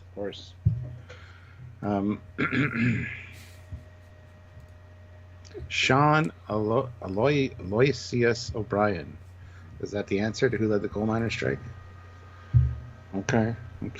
I'll believe you.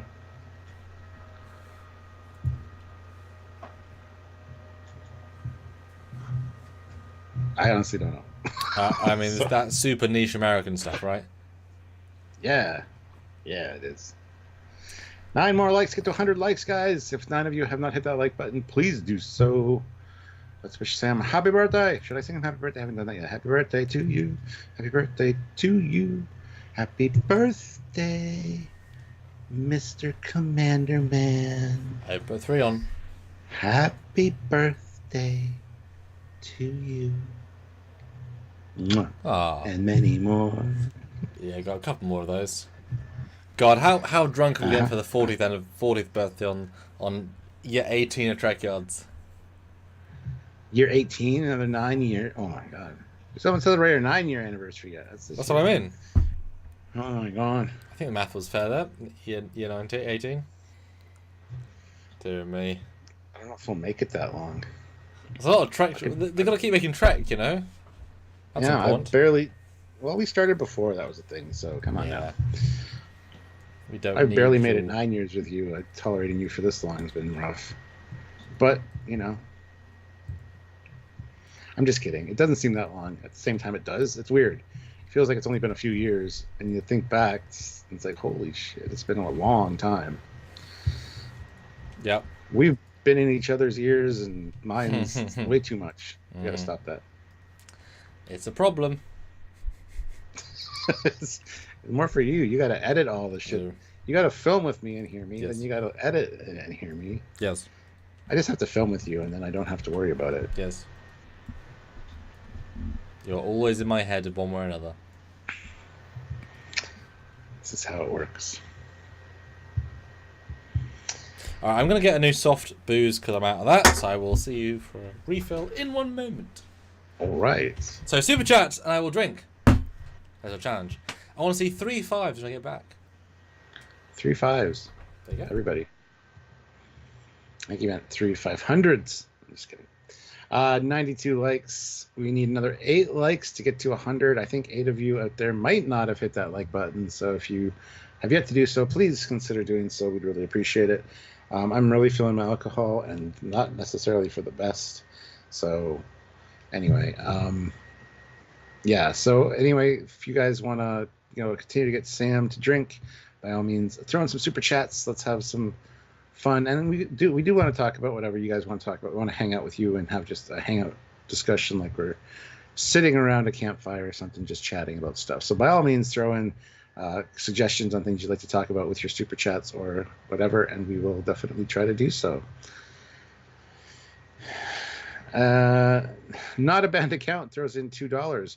Data told us the Irish reunification happens in 2024. Well, there you go. You're both not American. That is very correct. Don't know what you mean by that, Dan, but this is a fact. Citizen Tim Scott, I just heard Picard and leather, so now I'm curious. All the leather jackets from Picard, even season 1 and 2, are on newamericanjacket.com. They got some really good jackets and cool uniforms and stuff there. So not uniforms, just jackets.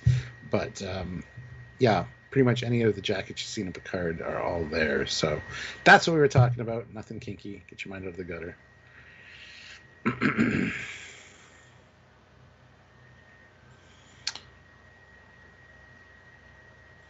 If this was a campfire, where's the marshmallow?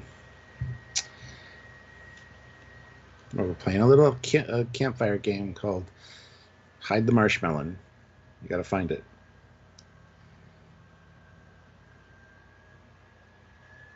Foley is clearly Canadian. You can tell the way he adds maple syrup and pineapple to all his food. Oh, shut up. The pineapple on pizza thing.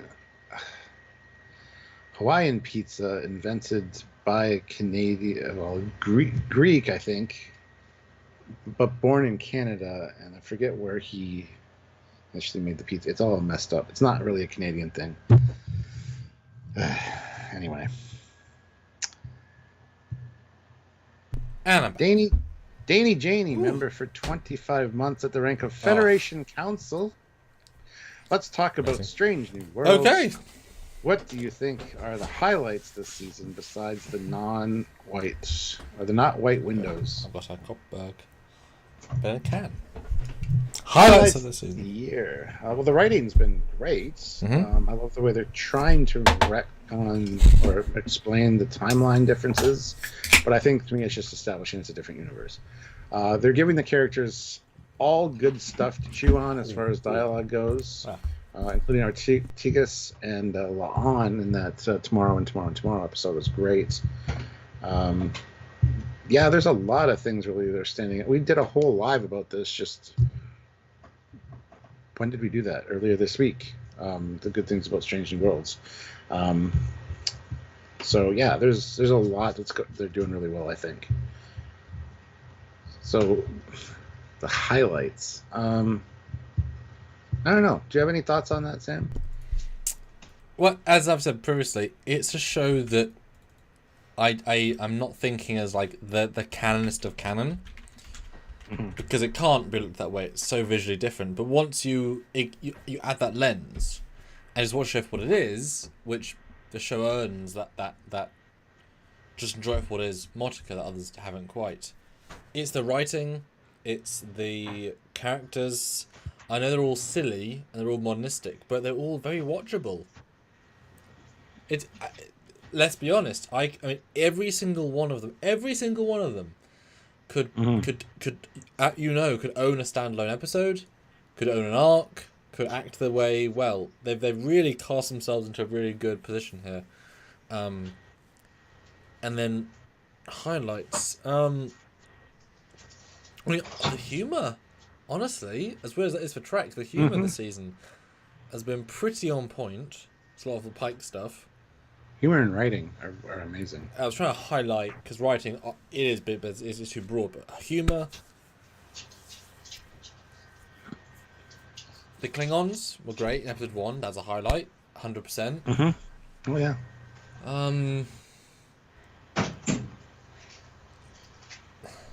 Come for you, Canada.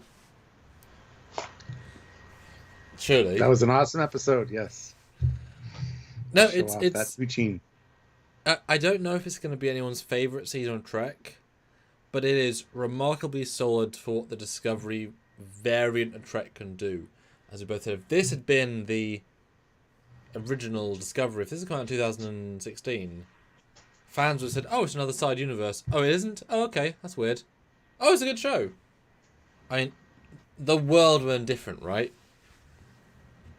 Because who doesn't like Strange New Worlds?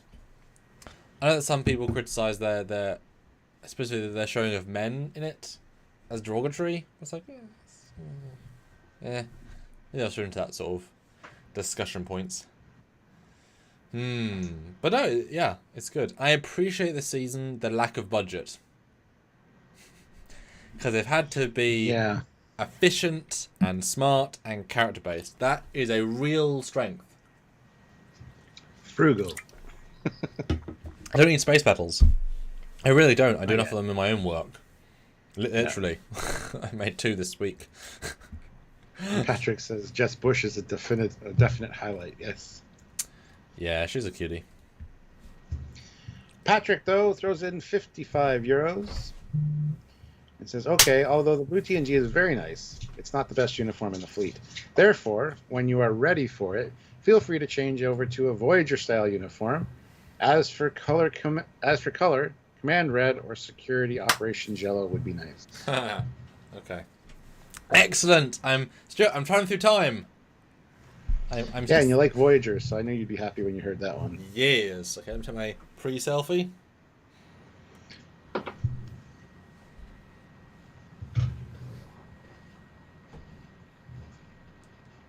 Okay, that one's going to you, Stuart. That's just the smolder for you. Thanks, That's the sexy one. Okay. Maybe Samuel wants a birthday cake in the shape of Deanna Troy. I'd buy that for $1. Where's your face, Stuart? Where's your face? Oh, please. There you Please send me the picture. There Okay, you go. here you go. Stuart Just got it. just received my sexy selfie. Okay, let's take a look at this. Oh, that's hot. I mean that face, right? That is seducing the shit out of you, isn't it? Yes. Yes. It's not easy being sexy. Yep. Now Samuel can match the background pic. Yeah. All right. Are you gonna go change? I am. I'll go red. I'll jump back to red, which is funny because obviously I was in red, but it's not the same red as this red. Yeah. All right. See you in a second. All right. And 4 more likes to get to 100, guys. 4 people out there, hit that like button. Thank you to everybody that's super chatted. This has been fantastic so far. And he's just going to go change. He'll be right back. But 5 new members. Again, thanks to Not a Band Account for gifting some memberships. That's also much appreciated. If you guys want to check out the join button and see your options for joining our fleet, please consider doing so. We'd really appreciate it. Or head on over to Patreon/Trekyards if you prefer Patreon. That's the way to go. So, yeah, look at the perks and see if you want to join the channel. We'd really appreciate it. Plus, you get your name in all of our videos at the end of the video, and you can be a part of every video. So, anyway, yeah, hopefully you guys are having a good time. I know I am, and looking forward to more birthday time with Sam. So, hold on just 1 second, guys.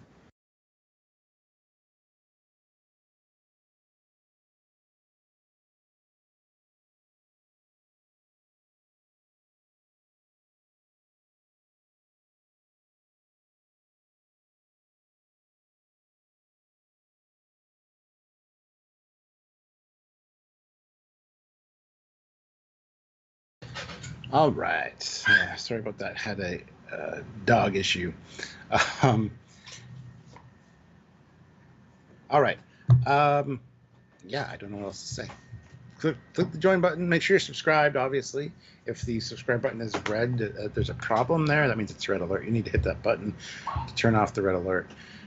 You also need to hit that like button if you haven't done so. We need 3 more likes to get to 100. We're almost there, guys. So consider doing that. I really appreciate that also. All right. Orders from the Admiral coming in. Yeah, I had to talk to her about something, so my apologies, man. My apologies. Life happens, and this is Sunday, so. Lola, you okay?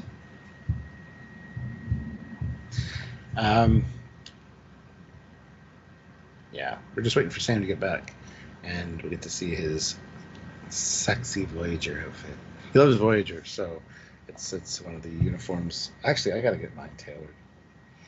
I do have one, it just doesn't fit quite right. It's one I gotta get fixed, so you haven't seen me in it yet. Lola.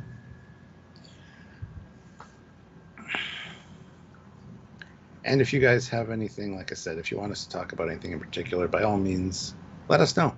We are here to just have fun and hang out with you guys today, so anything you want to talk about, we need to hear about it. Citizen Tim Scott says blue. You want a blue Voyager uniform? He's going to go with the red, but I believe he has a blue one. I believe he has all the colors. What class of ship would the USS Diefenbaker or USS Trudeau be? Parliament class from Lower Decks. I mean, that's just an easy answer. It's funny. John Diefenbaker was actually related to my mom as like a distant cousin or something. So, interesting fact there. What's your favorite DS9 episode? Oh, that's easy. That's in the Pale Moonlight. I think it's a fantastic episode of DS9. Definitely a standout.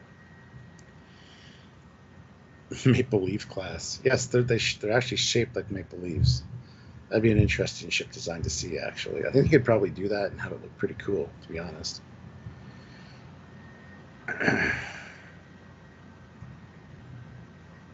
Why is it the Maple Leafs and not the Maple Leaves? It's a very good question as well. I don't know. I'm not a sports ball person. That's ball. It's a compressed puck of rubber. But still, I'm not sure why they call themselves that. Any news on the new Stargate show or series? Squadron Course, that's one definitely for Samuel because he's more into this. He's got his nose to the ground, or his ear to the ground as far as Stargate stuff goes. So we'll find out from him in a minute when he gets back. And look at that. Wearing the nice red, looking great. That looks really awesome. Yeah. Thank you. It's actually my highest quality uniform. Actually tailored, so I can actually do this and not pinch. Now, what I find interesting about the Voyagers, because we have an original gold from years ago, so we know exactly the construction, right? And when I got this, I said, "Hey, man that made it, why the zip stop there? Stop there." Mm-hmm. Actually, you know, each 3 divisional Voyager wore it differently. The red tended to have it lower, blue tended to have it in the middle, and gold tended to have it right up to the lip. Interesting. So I asked, I got a yellow and a blue after that.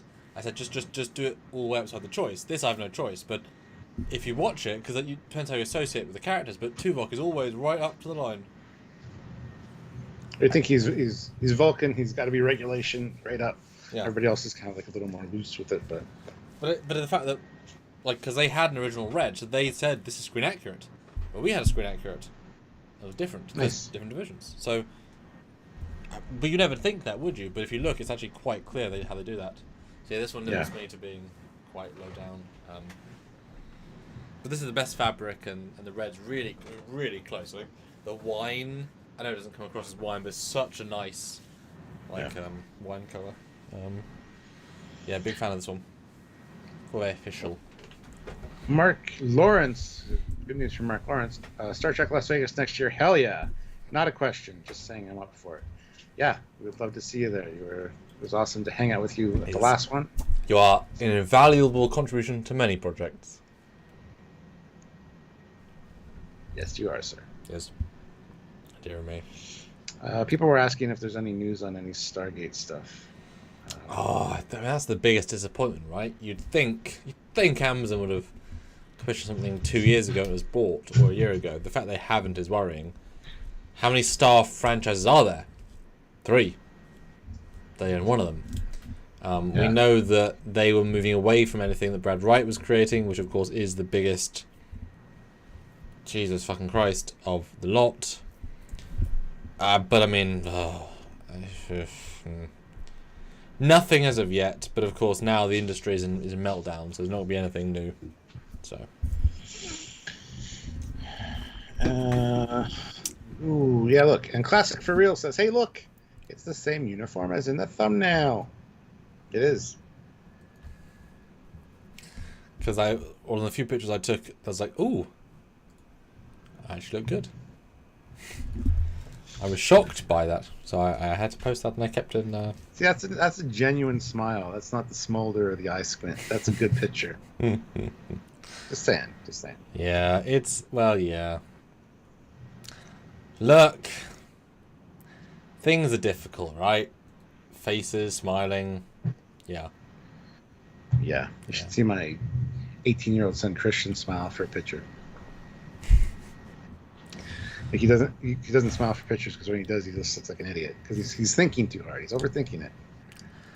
Yeah, for the longest time, my face, I can't smile in pictures, so I learned a smolder that works. Just Magnum? Oh. Yeah. Zoolander. Yes, well, yes. Blue Steel. Oh dear. He was working on Magnum. I think it was Blue Steel was that look, but And Magnum just like did the sent the energy waves. Pretty good films, as crap as they are. They're pretty good. The first one's fucking epic. The second one's not as good, but I still really enjoyed it. Second one, the one where he has a kid and he goes to Paris. Yeah, it's the second one. So I watched it on a plane and I was confused. And it starts off with the hunting down and murder of Justin Bieber. As you should. People are chasing. Yeah, exactly. Yeah. Every film should start with that number. It's amazing how when you do 11-hour flights to the US, any film becomes viable all of a sudden. Yeah.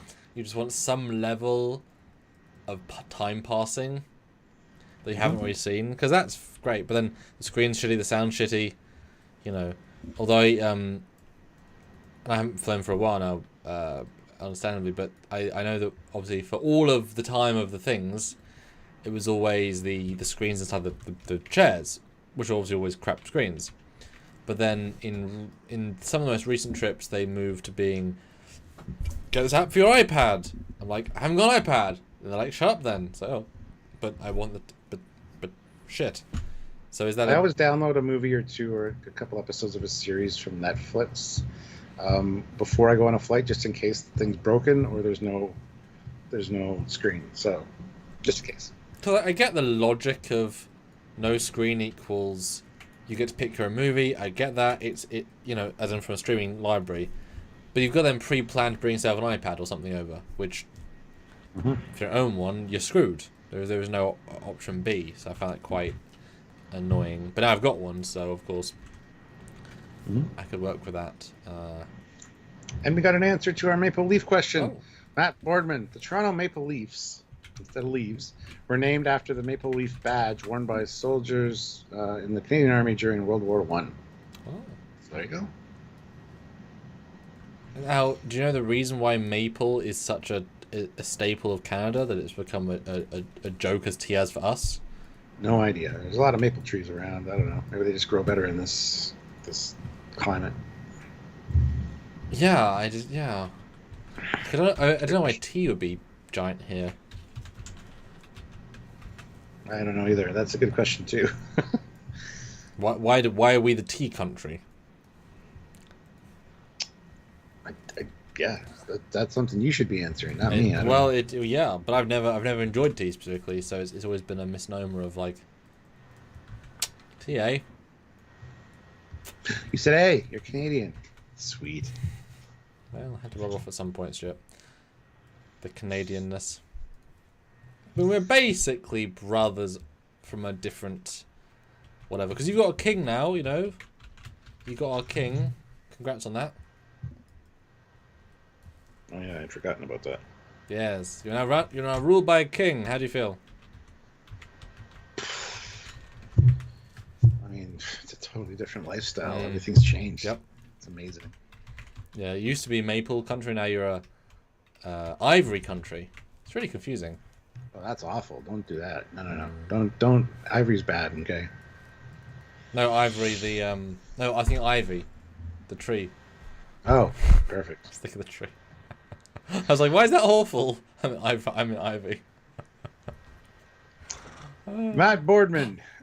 In this case, Maple Leaf becomes a proper noun because it refers to the person, place, or organization. So that's why it's not leaves, plural. It's leaves. Different. As a result, it follows the rule of nouns used as proper nouns take regular plurals, even if their common noun counterparts have irregular plurals.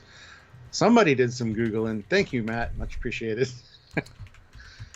So thus we have maple leafs instead of maple leaves. Yes.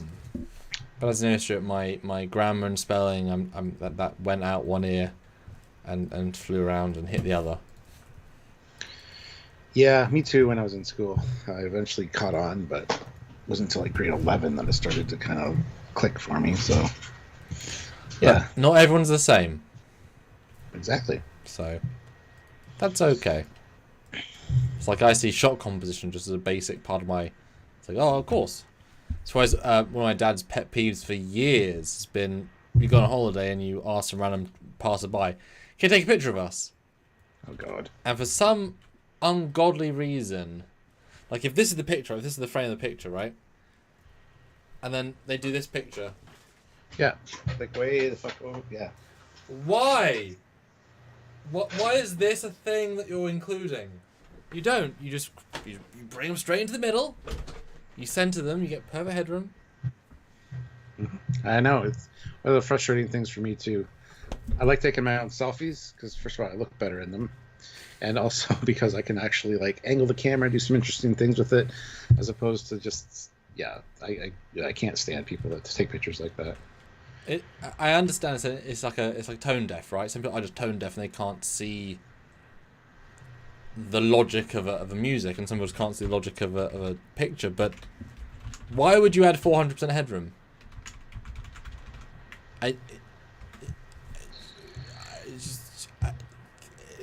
Yeah.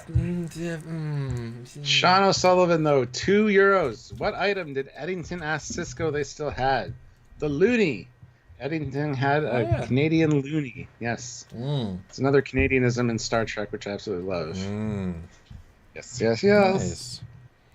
I love Eddington, too. Great character. I wonder... I don't know if they actually imagined him as a villain from the first episode. He felt so genuine. I feel like he was a we need a security Star Trek. Yeah. And then he's like, let's make this guy a villain. It's like, really? I guess. Yeah. Didn't feel like it at first, for sure. I could have been very clever writing or forethought, but I don't know how much of the case that is. So. Yeah, it felt like the final four in Battlestar Galactica, Final Five. It's like one was planned, and then the show we got was the show we got, which is why he feels very random to me. But I mean, we've talked about this previously, but doing a DS9 review rewatch, I think would be super interesting because, of course, you've watched it randomly and just for enjoyment, but the review process is very interesting. And does it hold up? Does it, is it still as good as? Because I think most people would say DS9 gets good, but doesn't start good. Yeah. Well, how good are those really first episodes? Yeah. And Captain Robert April says, tea for the UK is something of a war trophy, a reminder of just how wide the British Empire once extended. So Britain went to India and decided they liked it. Part of the true story. I agree with that. There's the saying, the sun never sets on the British Empire. So yeah. Yeah, but are you saying that we didn't have boiling water, boiling tea, boiling tea? Are you saying we did not have boiling tea leaves in water before India? I doubt Earl Grey comes from India. I feel like we had tea already, and then tea became a giant thing. I don't know. No, you got to get your spices and stuff from other countries. It's not. You don't have like tea plantations or tea leaves really growing in your country. Earl Grey, I feel like, is a UK plant. Maybe it's a.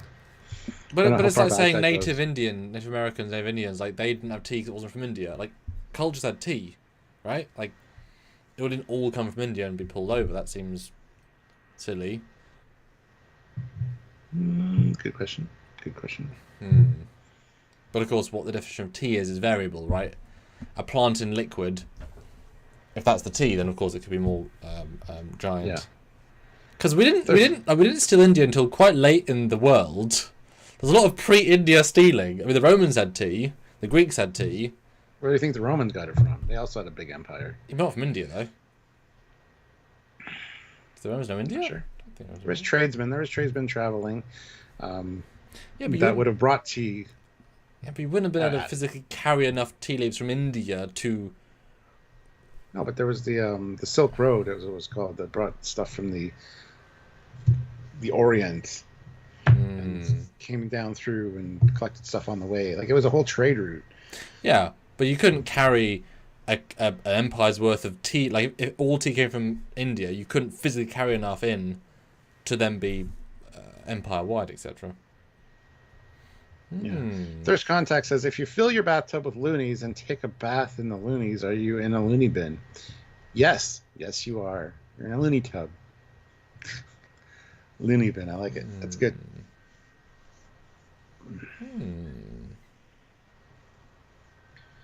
Yeah, it's funny what you learn in school as a history class. We learned about World War II, Romans, of course, and 1066. Didn't know anything about the British Empire, actually, almost anything. Mm-hmm. No American history. Why would we? I don't know. You bastards left us, you know. Yeah. We learned a lot about indigenous and indigenous people in the Canada classes. So like I have not a foggiest what indigenous Canadians are. Like as a like, I have no idea what that would be, right? And Hezraz, Sam, I was a history minor. People travel a lot more than people think in the past. No, I agree that some people travelled. I know that, but I mean the idea of pulling. If it took you 3 weeks of travel, because I know quite a lot about the Roman Empire, to travel across the sea from England to Rome, but then that tea gets drank up very very quickly. You can't fund an empire or feed an empire of tea, because it's fine if the Caesars drank tea, but that wouldn't become synonymous with everyone drinking tea. It'd be a luxury, but tea is a baseline material. So I don't know how they could pull like 10 wagons of tea every month to feed the empire. So it had to be a specialist thing, even if or a rare thing. But I'm saying we must have had our own tea for the concept to grow in the same way.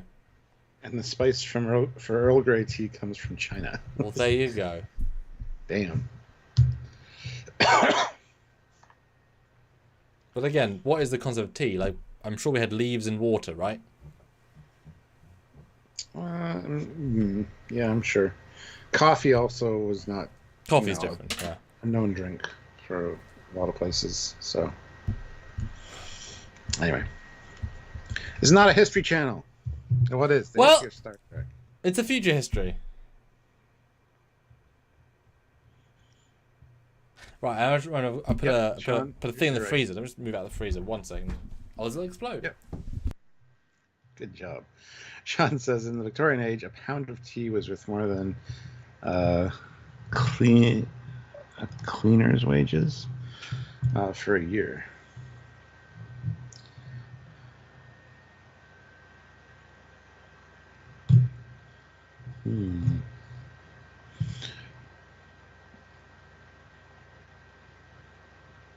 Yeah. Well, guys, we're at 102 likes. We're over 100. That is amazing. Keep up the good work. Hit that like button if you haven't already, and keep the super chats flowing. Keep the drinks flowing. We haven't had a drink in a while, actually. I still got cracked into my Kraken, but still got some drink left.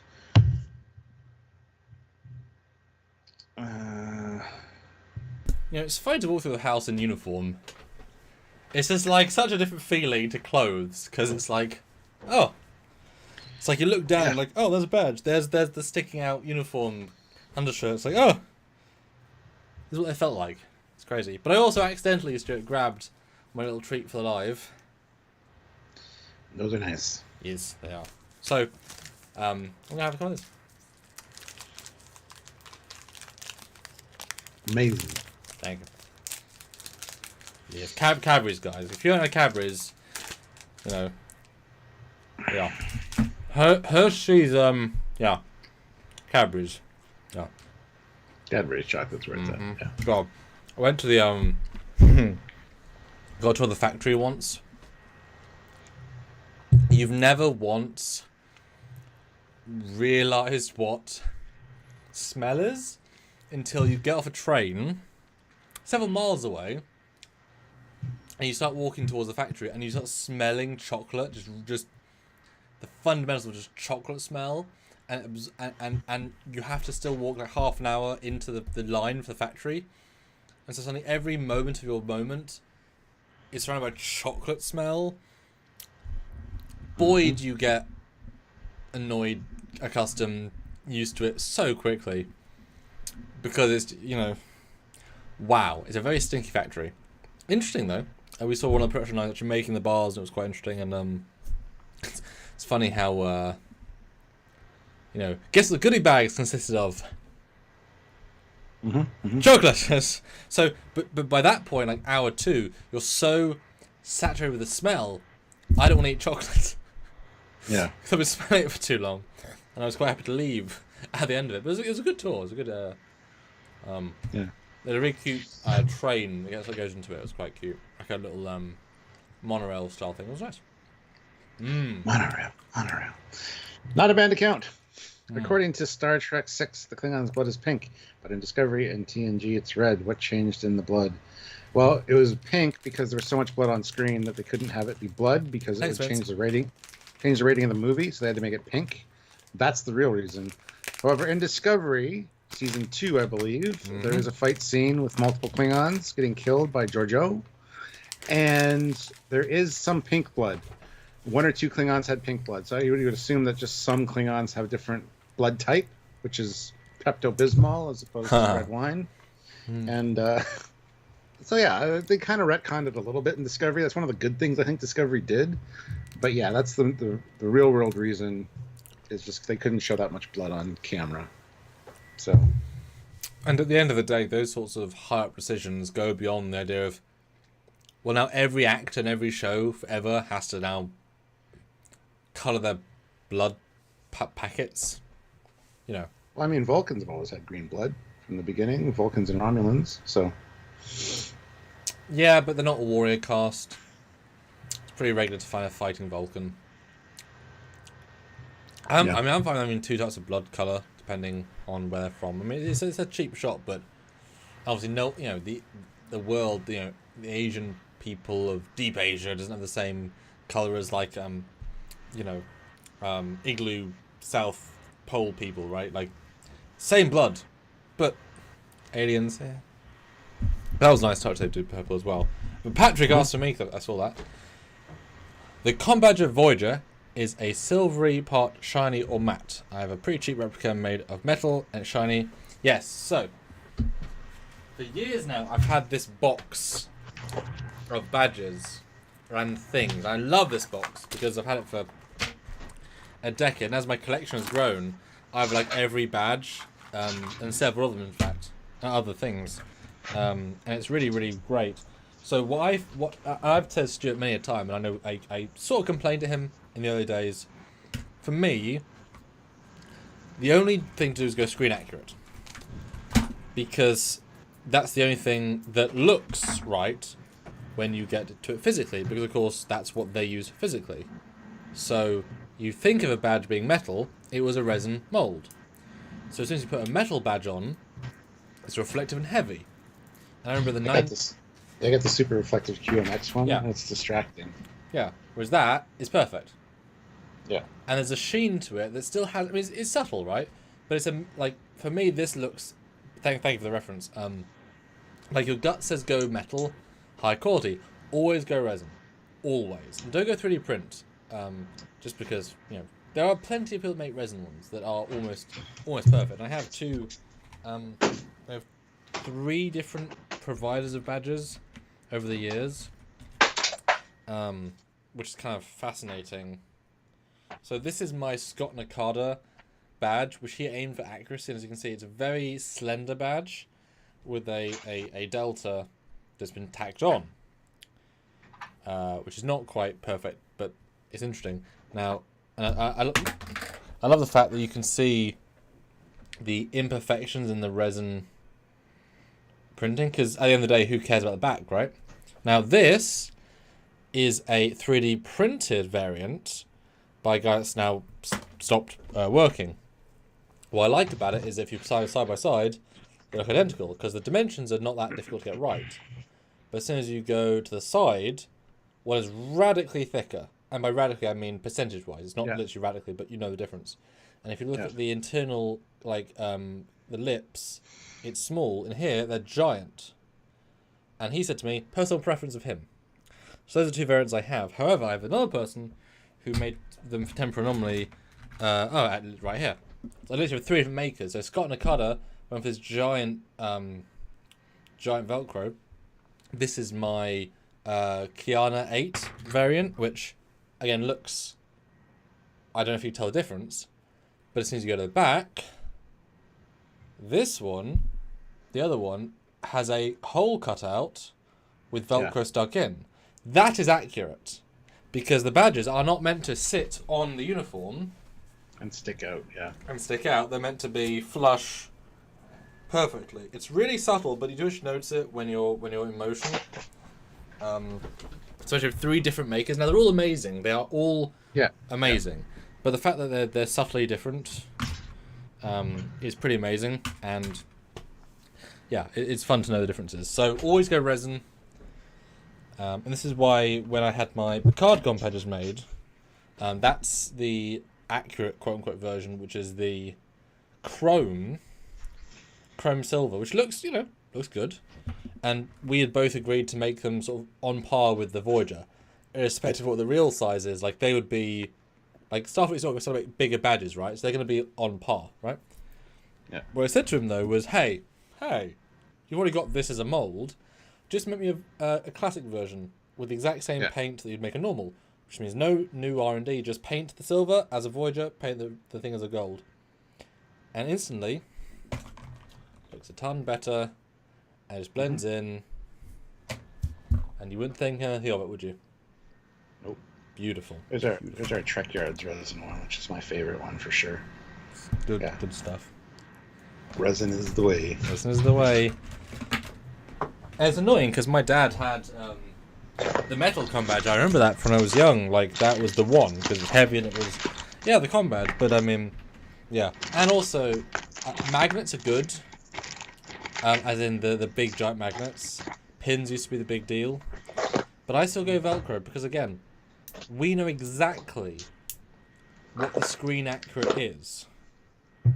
So why would you deviate from that when you could be screen accurate looking? Most people who sell these com badges are magnets, which is great, but they use Velcro. So just go with screen accurate. Like, that's it. You know what I mean?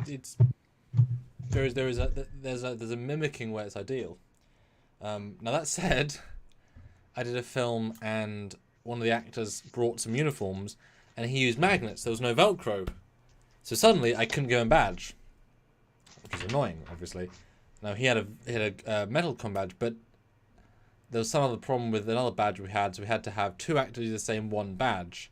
Because you can put Velcro, you can put a magnet with Velcro, but you can't do the reverse. And then it was very useful, but of course, the problem with magnet is that it'll move between shots because there's nothing, if you swap actors, if you swap whatever, it's going to move places. And they so Velcro, you might get it, off center, but it'll always be in the same place. Continuity-wise, that's key. Now that said, something like the Prodigy badge is metal, was metal, has that feel, so that sort of thing is fine to go metal. Yeah. But everything else is resin. I've got a few Velcro ones that you sent me. Yes. And I've got most of mine are magnetic or pins, but I got a big collection of different ones. So I love it. I mean, they're all so goddamn iconic. Yeah. I have so many Voyager badges because I have a cast. It's just, I love it. And in fact, I've been buying things for the Prodigy films. So I used to have one, and here's 3 Prodigy badges. Such all good things. I have loads more. Yep, because you gotta have spares. Yeah. Oh, and in fact, I have in the box. I have the metal Trekyards badge we were given ages ago. Look at that, solid metal, gorgeous. I don't know if I have that one. Do you not? Where'd you get that one from? I don't remember. No, not with the star cutout. Nope. I don't remember. What's the back like? It's just metal. Oh. Yeah, I wouldn't have this without you, I'm sure. Because the it has a clip thing, was 3D printed, but that broke, so it doesn't actually. Yeah. But I mean, really, really nice. I mean, really, and I love the speckle. It's really, really, really nice. I don't have one like that though. Huh. Interesting. Anyway, yeah, I got a bunch. We both have really impressive com badge collections. Yours are way more screen accurate. Mine are a lot of Trekyards badges that were prototyped by our buddy Brett, which are really cool. We got different versions, like Section 31 black and silver ones, and which is really fun to have variants, right? It's just a casual baggie of Twok era medallion things. All right, we got some more super chats though. Oh, excellent. Yes. Squadron Course, $10. Oh. Happy birthday, Sam. Thanks for all your support and encouragement with my books and ship designs. Really appreciate you, Stuart, and the Trekyards community. Aw, thank you, Squadron Course. Well, I'm happy to say, Stuart, that Mr. Squadron Course has helped the secret project. Good. And their thing has made it into the thing. I think currently it's in 25 shots or so, 20 shots. Ooh. Yeah. Boy, that thing you did is being. Wow, Vegety. Yeah, thank you, and I've really made most of that. I'm past those sequences now, in the story, but yeah, there's a lot of things. So awesome. And Stefan Rathman Thamdrop. Hello from Norway. Hello, Norway. Hello, Norway. Canada and the UK. Yes. Not a banned account, $5. When will Paramount CGI fix the TOS Enterprise to be the canon appearance size and specifications? It needs a bridge window and larger quarters. Well, you are now banned. Not a banned account is now banned from our channel. That is the silliest comment I've ever read. Yeah, if we could change your name, it'd be for the Forever Banned account.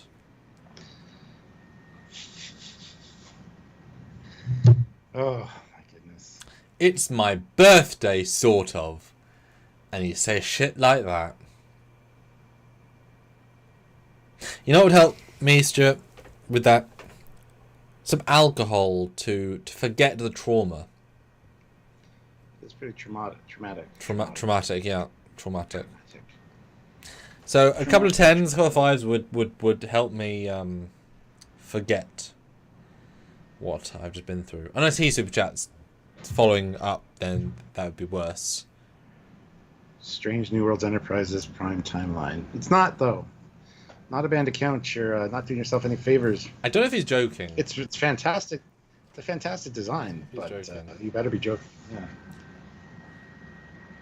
Hard to know. Hard to know. It is very hard to know with the way that the state of the fandom is right now. So. Because there was a TOS Enterprise in Picard, so clearly it's not the main Enterprise. Yeah. And Stefan says, happy birthday, Sam. Same day as my mom. Nope. Sam's is June 7th. If you think it's today, it's not. Happy birthday, your mum, though. Unless they're a big fan and they are being very cognizant of 7th of June. Which goes, hey! Twinsies! Squadron Course, $2. Woot woot for the thing in the thing. Yeah. Boy, I really hope, and it's done now, right? But I really hope I got off torpedoes right. Because it fires them from place. And I've already finished the shot. Yeah. Well, JB, $60. Oh, that's awesome. That was amazing. A shot for each, plus a question. Yes. Peppered in the shows and movies overall, including Strange New Worlds episode, Vulcan society seems to have an issue with logically justified racist bigotry. Not all Vulcans seem racist, of course, but yeah, has anyone noticed this before? Thanks, Ryan. We addressed this the other day. We did. It's not really racist or xenophobic. It's more like just their superiority. They just feel like they're superior to humans for sure, and I can see why. I mean, I look around social media and I feel superior to a lot of people that are commenting on shit too. So I understand their perspective on that. I don't think they're racist though, but I can see how it could be taken that way. They're being logical, is what they're doing, and it just comes off as seeming racist. So. Also, anyway, we'll have a shot for clarification, it's speciesist, not racist, because Vulcans aren't a race of human. There are many races on Vulcan. It's speciesist, right? Just for. Yeah. I know it's a technicality, but it's slightly different. Yeah. Oh god, it's a tricky one. Here's my shot for that. Thank you. Because there's a difference between, and last episode was great episode. Is when T'Pring's mother implies that Amanda Grayson smells bad, is that speciesist, insulting, or her stating a fact? because to her, she does smell. She's not saying it because she's a human. She's saying it as she happens to be human, but she smells. And she's also, and insult's not logical, so she's not thinking, I'm going to piss on her parade by being mean. So, while it may come across to our sensibility as being insulting, and it is, it's like, you're saying, you don't have to say everything you think, right? If you walk up to somebody on the street who's homeless, or walk by them, your brain probably says, oh, that guy needs a shave, or, oh, he's mucky, right? You're not being mean, but you keep those impulses inside, depending on the whatever. That's just the film version of homelessness, etc. But saying it is obviously different. But a Vulcan who, I find it a bit bad to just to say it in that way instantly, especially as I remember I made this point 2 episodes ago. Another character, Artigas was making fun of Vulcans for the way they speak, which you could argue is speciesist, because she's making fun of a Vulcan for being a Vulcan. How is that any worse than saying, obviously it wasn't to his face, but how is that any worse as a racist comment than complaining about the smell? You can't help how you smell, you can help how you talk, in theory. Mm-hmm. Right? No one bat an eyelid. So, it's a tricky thing to quantify in that way. It's like Tellarites, right? If the Tellarite insults you, it's a compliment. So you can't judge them by the same norms because their norms are literally different. So if Vulcan is there to just tell you the blunt truth, why do you have to add malice to it, especially if malice is an emotion, right? It just comes off like that to our our sensibilities. It's just the way it is. They are trying to be logical. That's their point. And it's not logical to lie to somebody, and it's also not logical to really point everything out that you notice, but it's one of those character traits that they have, so. Yeah, it's tricky. It's tricky. Yeah. Not a band account, but some of my best friends are humans. Exactly. Mine too. I mean, what do you think about that as a comment, JB? Because it's a tricky one, right? Remember, Vulcans are highly emotional. They've just learned to not express those emotions, which are perfectly capable of being insulting. Yeah, they are. They have emotions, and they're much more intense than human emotions. That's why they choose to suppress them, because otherwise they would be like an awful society. So, yeah. But you can insult without having an emotional tinge to it, because they have emotions, but they actively keep them pushed down. So, you wouldn't say that Spock is flying the Enterprise or science the Enterprise with emotion because he's actively suppressing it. So is he insulting? Like, when he insults McCoy, is he doing it with emotion? Possibly. But that's because Patrick says similar to Dutch directness. Yeah, I mean, different bluntness. I mean, yeah. Yep. Or English humor, right? We have a very dry sense of humor. Yep. Some people find it insulting. It's not. You're just not used to it, right? Yeah. It's I hate when people perceive things the way they're not intended, but then again, that depends on your social norms and how you perceive the world, how you were raised. There's a whole bunch of things to take into account for that. So that's one of the greatest problems: is offense taken or given? Yeah, and I've made a point of saying, if you're offended by something I say, I apologize. It wasn't meant that way. Trust me, if I want to insult you and have you know it, you'll know it. There will be no question. But yeah. Because if offense is offense only justified by it's being taken, then anybody can be offended by anything, and they're right. Even if if you watch an Indian could watch a comedic joke that doesn't work culturally for America, and therefore they're insulted and they're right, but it wasn't meant in this theme, or is insult given, therefore the intent matters. I think the intent matters more. Mm-hmm. Because whoever could listen is far more broad. Yeah, Yeah, you can say one statement and do a poll from different areas of the world, and some would be immediately insulted by it. Others would be like, "That was funny," or neutral. I don't care. Yeah. Yeah, exactly. But if you don't mean it to be insulting, then why are you being chastised by? It was an insult. No, you found it insulting. And if people are extra sensitive, that says more about your emotional state, because some people are sensed by anything. Yeah. You know, I have Asperger's and I know people have autism. If they're offended by something because they have their emotional fragile state, does that make that joke instantly banned? But they've got a disorder, right? It's a spectrum of things. Yeah, it's not an easy answer. Because of course a Vulcan, if the Vulcan insults on the Vulcan, the logical approach is to move on. But then when the moment where they best the Vulcan, like as a reversal, they can throw out a comment that kind of shows their superiority. That becomes an insult by saying I'm better. It's a reverse insult, right? Like, oh look, I solved that in 12 milliseconds. You in 4. It's a fact, but you're implying as an insult. So it's kind of reverse. Yeah. Yeah. But neither of us are mean, so we don't use insults as a part of our vernacular, really. No, unless I'm meaning to. And then it's not part of vernacular as you being mean. Yeah. It's different. JB says, that's what I noticed. You can justify through facts and logic that your species is superior to others, and it affects... And if it affects how you treat other species, it's all problematic. But of course, the term superior is testable. Vulcans are stronger. They have higher IQs. They have longer lives. They have better tolerance to food. They have they can run faster. They can survive. Like, arguably, they are superior in most of the ways. Like, these aren't debatable facts in those clinical ways.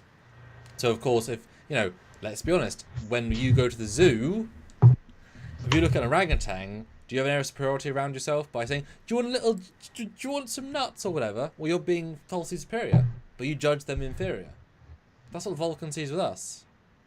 Yeah, so exactly. Are you going... Good analogy. But you hypocrite, treat them like a human, treat them with the respect, let them free, let them walk around, put them in a suit. It's like, Khan, right? He is superior. He's also a prick. They can go hand in hand, but he is superior. Yeah. And Data, he is superior in many ways. Yeah, in many ways. That's the thing. Because humans are superior to Vulcans in other ways. Their emotional, their compassion, different things like that. Hope. So it's love. Yeah. Yeah. Yeah. It's all in how you scale things and how you judge things. So. Yeah, the fact that we achieved the Founding Federation almost despite them. There's something There's something about the cocktail of humanity that creates a specialty that they aren't quite zoning. Yeah. Well, they never would have created the Federation because they didn't get along with the Andorians because, again, they're Vulcans. There's always something holding them back from doing that, whereas humans are like, hey, you know what? I see the similarities in all of us. Yep. Let's make this work. Right? We're stronger together. Yeah. And conflicts are fleeting, successes are everlasting, etc. You can't argue with that logic. There you go. But JB has a comment back to it. Do you want to read it? Good point about the superiority thing. I would say that how Spock's childhood is portrayed, and of him not being accepted because of the fact that he was half human, has interesting social commentary. Oh, yeah, absolutely it does. Yeah. Yeah. But if you've got a child of 10 and a Down syndrome child comes into your classroom and is put in your English study group and can't quite comprehend and do things in the same way, the kids aren't quite adapted enough for society not to be mean.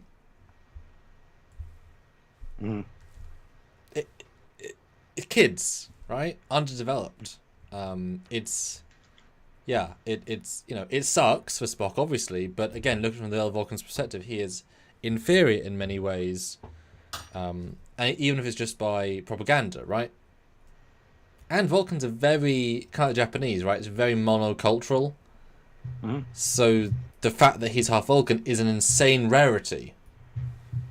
Yeah. So yeah, it's tricky. Grant McGregor, $25. I can't hear you guys because I'm on a Liberty ship. Hope you guys are having a good time. We are. Cheers. But JD has another comment. He says, Sam, I know you meant it as an example to make your point, but I actually have a hang-up about zoos that I won't go into since it's supposed to be all fun on the stream. Hey, I get it. That's a side point, though, isn't it? Yeah. Understandable. Yeah. Who made the point? Where is it here? Yeah, Captain Robert April. Vulcan see us as monkeys with warp drive and energy weapons. That's why they weren't very helpful in the early days. And yeah, he's absolutely right. We had just discovered warp. We had just come out of a war. Almost. Yeah, we just come out of a world war, and meanwhile they've been spacefaring for 100 years or more. Yeah. At that point. So yeah, of course they're much more. If we had run into a species that just killed half of their kind or whatever, and they invented like cars, we'd be like, be careful driving, please. Know what I mean? Like, it's all perspective. Yeah, and we don't give the warp the warp species, non-warp species warp for the very reason. And Not a Band Account says, was joking about Strange New Worlds, by the way, all in good fun. Yeah, we were hoping so. And Dan has a good question to Grant, but you can't hear us, but what is a Liberty ship? You should probably look that up. Yes. Yeah, it's a the inner politics, eh? It's a tricky old thing. It's a classic cargo ship built in the United States during World War II under the Emergency Shipbuilding Act. Oh, okay. I know that this was literally in the Orville, and it was great. Was there an episode where T'Pol mentions in Vulcan story where they did give tech to a race and it backfired? I believe so. Yeah, I believe so. Because that literally is the Orville story, and it was a really super episode. But I feel like there was a direct correlation in that. And it went bad. Yes, I believe there was. I believe there was something that happened early on when Vulcans first encountered another species. Yeah. They gave them the tech and the knowledge, and they ended up destroying themselves with it.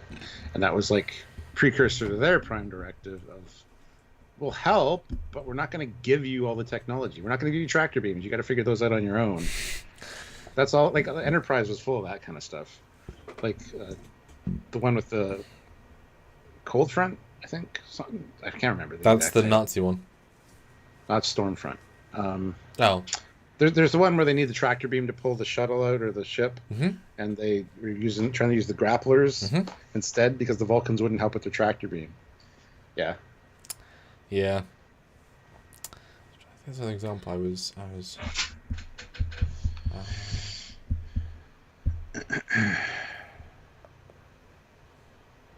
think I'm too drunk to remember. Oh, good God. I'll read Hezraz's then while you think about it. Yeah. Romulans do practice some modified teachings of Surak, changed by Satask. I know non-canon, but I do like it. Then Satask was killed by the Romulan Senate because he criticized Romulan totalitarianism. Oh my God, I can't say it. Totalitarianism? That's the one. Thank you. Welcome. Maybe the Vulcans were the elves from Lord of the Rings. Yeah, it's exactly the same. The elves they think they're superior as well, and in a lot of ways they are. So, yeah, there's a lot of parallels to be drawn between the elves and the Vulcans. It's just, if there was another race of humans that only lived for 30 years, relative to us, and they were weaker, and they can do as much, you know. There's literality to being inferior because it's a technicality, right? Be nice to them, everyone's equal, but if they're literally not equal, then yeah. Oh my God! Nick Cook is here. Cheers to Nick Cook. Because he made this. What a good time to say this is my official. Is this flip for you, Stuart? Can you see it? Yeah, he made it with his own little hands. Yeah, so this was a funny old thing and I'll be honest, I spent quite a bit on the birthday party, and I said to Mum, Dad, Marie, it'd be lovely if I got presents, but I'm not going to expect any because their present is them being there. You could argue, right? And it's justifiable. Yeah. Everyone travel, hotel, fine. Everyone got me presents. Nice. I know. I wasn't expecting that per se, and so Nick made this. Or had this card made, which is great because obviously I've done quite a lot of things Mr. Behind the Scenes awkward pictures of me, and then the inside.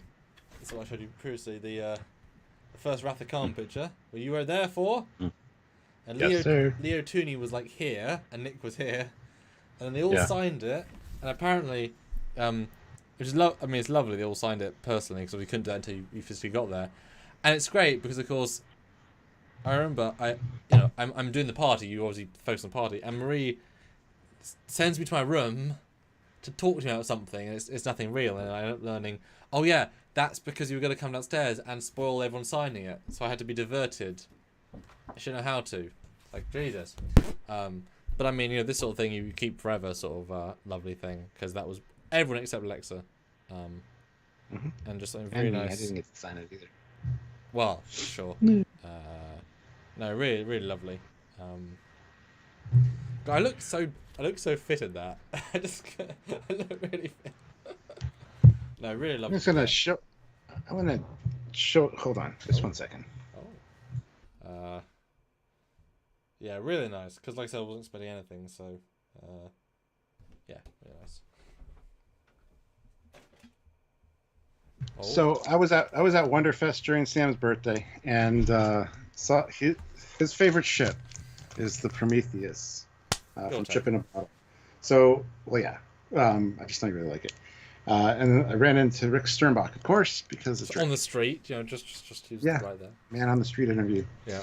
And I sent. I bought this for Samuel. This is his complete USS Prometheus development report. So it's got all the pictures of the development of it in here, as well as like a big blueprint that you can get framed, signed by Rick. And I had him personalize it. Happy birthday, Sam, from Rick Sternbach and Captain Foley. And I got a video of him signing it, as well as him saying happy birthday to Sam.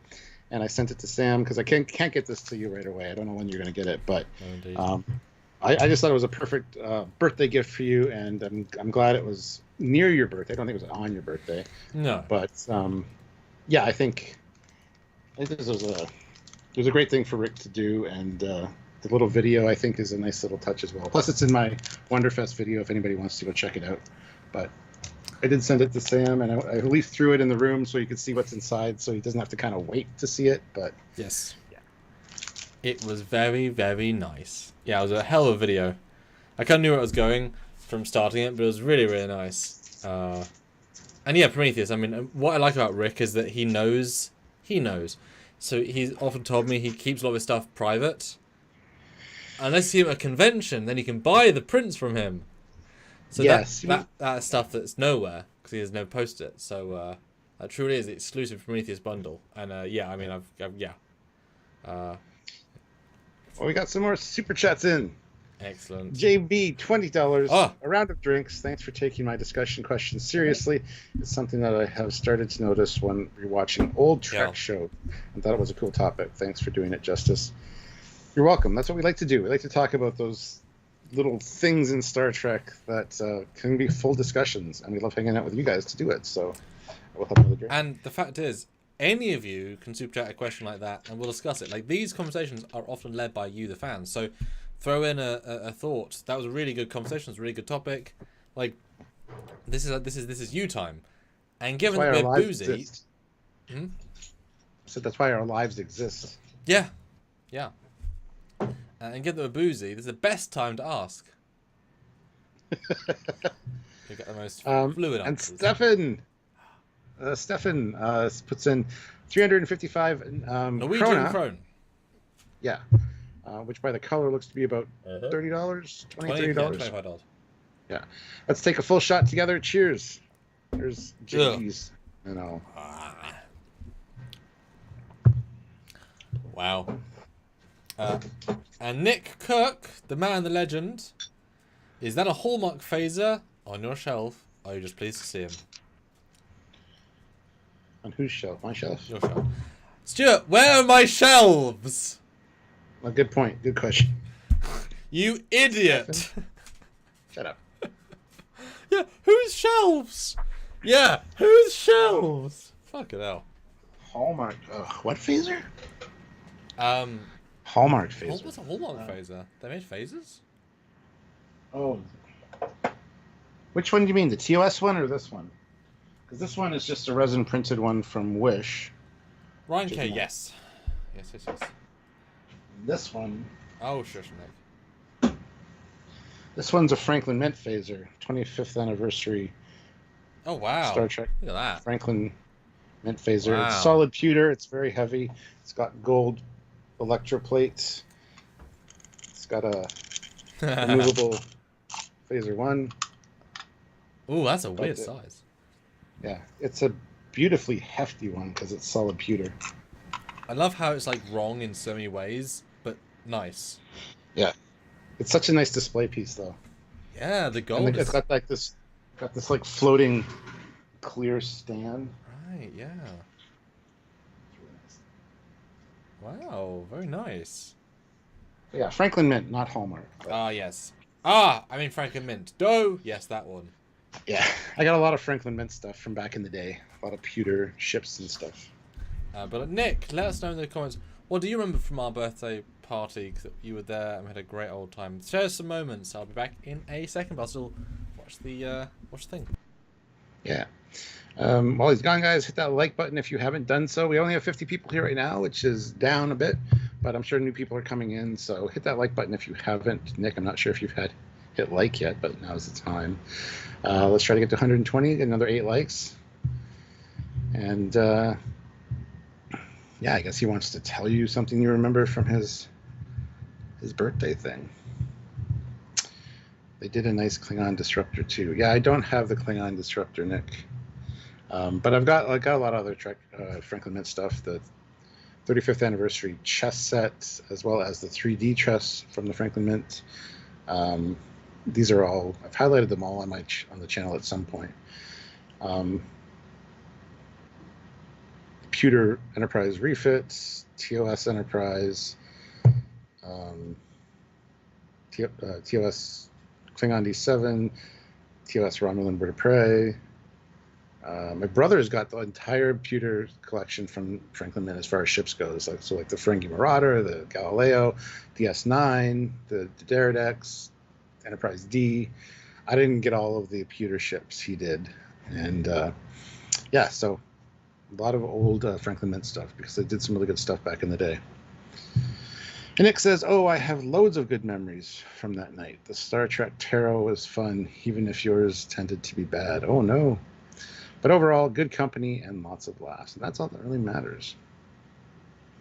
Brian K says, I had the 3D chess set from the Franklin Mint when I was younger. It was a really cool gift. Now, did you have the TOS version or the TNG version? Because they had both. I have the TOS version of the Franklin Mint 3D chess set. There is a TNG one, which I'd like to get at some point, but they're hard to find, a lot of the Franklin Mint stuff now. So, Project Achieva, I'm here lurking. Fun live. Good to see you, Project Achieva. Franklin Mint did some amazing work. The chess set is gorgeous. Nick Cook says, I never did get any of those. Maybe one day. It was a really good weekend. Glad you had fun, Nick. Wish I could have made it. It would have been cool to hang out with all you guys for Sam's birthday, but pretty sure it was TOS. Cool, Ryan. I'm sorry you don't have it anymore. It's kind of a shame, but yeah.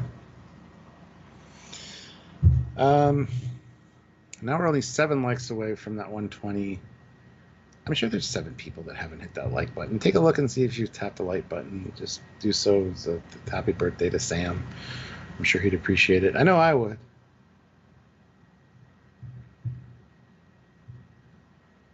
Had the TOS style Delta on it. Well, that would probably be the TOS one then. Yeah, the TOS one has it's slimmer on the things that hold the attack boards, and it's also, or not the attack boards, just the main boards, and it's more rounded. I think the TNG one is more kind of straight and a little bit thicker at the back. Yeah, Nick, it would have been great if I could fly in and surprise him, but that would be a whole thing to orchestrate that. One day I'll be down and get to meet you, Nick. I think that'd be awesome. I definitely want to meet all of you guys. So, oh, I have met Nick. I met Nick in Birmingham at the Birmingham convention. So I have met Nick. That's right. But didn't get a chance to go drinking or hang out or anything, really. So, but yeah, have to see when I can get over there next. Nick Cook said, I saw those at conventions when I was younger, but was broke student back then. Yeah, me too. Franklin Mint had the pay per month kind of thing going on, especially with the chess set. You'd get like a few chess pieces every couple months, and then you'd have to make monthly payments. So, well done, Stuart, for saying Birmingham, not Birmingham. I know. I've learned. Good man. I used to say Birmingham. Birmingham. Okay. Don't worry, I got you. I heard. You do good, my fine fellow. You do good. Right. Yes. No, it was nice to do a true ensemble event, because as I said to Nick, Convergence was very expensive, and you guys funded it, which is amazing. But when most of the time is working, it was nice to do the opposite, almost opposite. Because everyone's quite far away. It's not as if the cast is next door. I don't hire local people. I'm surprised you didn't take the opportunity to film something with them when they were there, because you had them. I know you're always like, oh, they're coming. Scroll. Well, we filmed behind the scenes things. Like I said, the individual cast interviews. And we did a funny costume thing we filmed. But yeah, it was, nothing in character. That was a big thing. I just wanted to be silly things, signing behind the scenes, because... Good. Yeah. Different sort of filming. I wanted a round table at one point, but we watched Convergence instead, which was funny.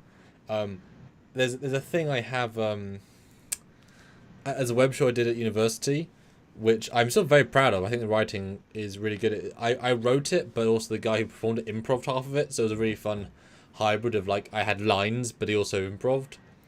And the first episode, because there's 12 episodes, there's 2 seasons of 6, the jokes get more elaborate, and I'm really, really happy with the show. First episode, the gag is that this guy has been hired to be the new Students' Union president of the Students' Union, so very official, right? And it's a press conference. They're all press conferences. And he's asked, how do you improve the Students' Union? Very good. And he says, well, he's done research. He knows the truth, Stuart, that what will help the Students' Union is free pens. Free pens with the SU logo on them for all. And the first episode is about 6 minutes, a tirade on free pens. And I know that going in. So many a time I've encouraged a drink watching. And I say to them, every time free pens is mentioned, you should drink. Just if it's ever mentioned. First episode, 50, 60 times. So it's a giant play fuckery of me, because you get fucking hammered from the first episode. And then he mentions it throughout. But it's a cheap drinking game. I love it. I'm really happy with that. It's a good time. Free pens. With the SU logo on it. It's important. Because don't we all want free pens with the SU logo on it? Don't we all want that, right? I mean, that's just like... That's it, yeah, right? I mean, hey, absolutely. Obviously.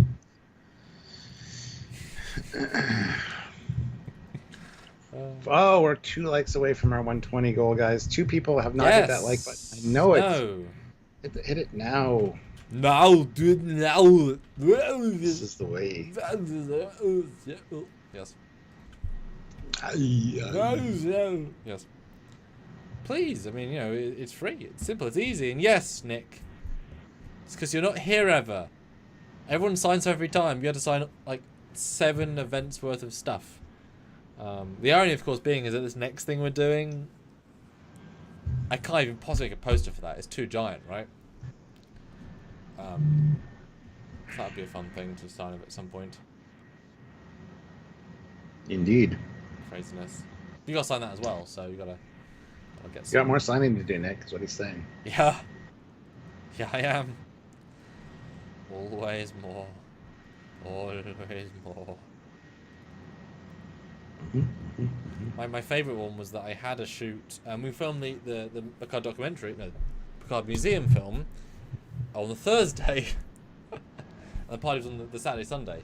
So Beth came for the shoot, as did Marcus, and then they were here for the for the party, and so I don't get Beth here almost ever because she's Marie's sister, she's doing uni, etc. So I did photo shoots on the Thursday, made the poster Thursday night. I sent it to the printer Thursday night. They printed it Friday morning. I picked it up Friday evening, and they were signing it on Saturday. Hot off the presses. That's Super. the actual definition. Yeah. Yeah, that was like, yeah. Yeah. All right. Well, we hit 120. Thank you, whoever hit that like button. Much appreciated, guys. Yes. Yes. Oh yeah.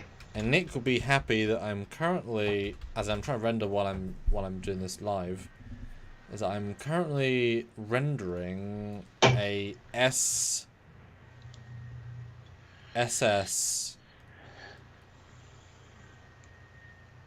effect.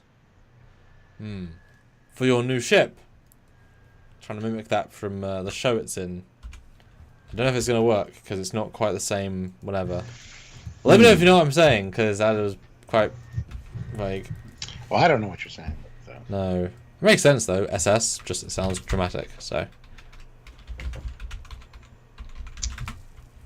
Starship, spaceship. You can't be guessing my secret code. It'll never be secret. Doesn't work, does it? Where's the live? Oh, there you go. Yes. This is Nick. Good. You're right. I don't know if it's going to work or not, but I need to make it work because I thought they want to see the thing do the thing, so I thought, oh, I'll just make it do the thing. Obviously, the joke being is that you take like a week to get there, and they take like 3 minutes, so it's a funny little gag. And I've written the whole episode, and I like your performance in it. I like your conceptual performance. So that's fun. Oh my god, Aravis is here, Stuart. Shout out to Aravis. Avarice. Yes. Shout out to Avarice. I don't feel like I know who that is, Stuart. I don't. She made our Trek Shorts to Fight Shuttle Bay. Voyager Type 8. It's the TNG style, but not. Nice. Voyager, the new Voyager, which Nick will be very happy about. There's ever more cool things to see. But very talented 3D modeler, very talented. I've known a lot of 3D modelers, so when I say that, I mean it. And I think you know I would only say that if I meant it. So. Yes. SS didn't know you had a Camaro too. Yes, the Super Sport Camaros. There's also RS Rally Sport. Yeah, Thirst Contact. Good call. But you know what's a good call, Stuart? That I've been in this uniform for quite a while. Wouldn't it be great if I could be in the First Contact uniform to push me forward into the future?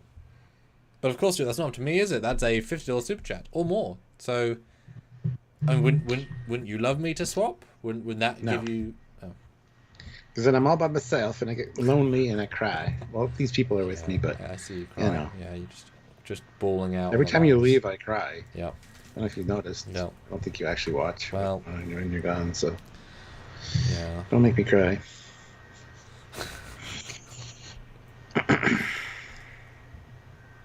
Let's see here. I don't have another super chat or another like goal, honestly. 150. There you go. Let's get to 150 likes. We're slowly creeping up there. But that's more of a jump. I don't know if we can do it.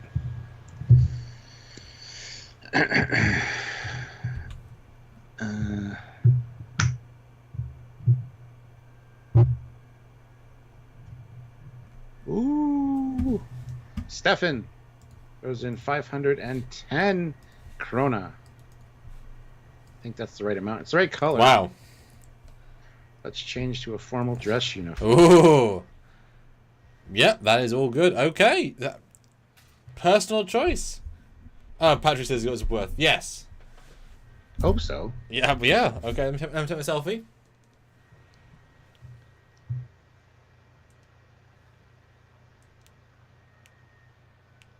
Selfie time. Click the paparazzi. Do your thing now. Those kids were just for you, by the way. That was just for you. Formal, you say? Okay, can do. I did get out anyway. All right, I will see you at the party. Because apparently I'm going to a party. I have no choice under my live stream. We are puppets, aren't we, right now? We're just puppets to the wind. I don't know about you, but I don't have a hand up my ass, so... Sylvia! Go, quick! It's Thursday night, but on Sunday. Go! Moving on. You know. Alright, see you in a minute. Oh my goodness. So Donnie got the AMT Enterprise D snap together one. Oh, nice.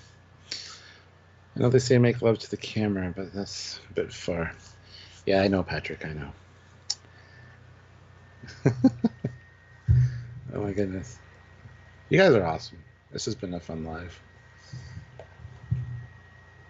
125 likes. Oh, we're creeping up to that 150 now. Let's keep that up.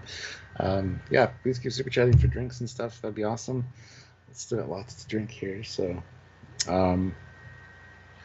someone is a bit tipsy. Who?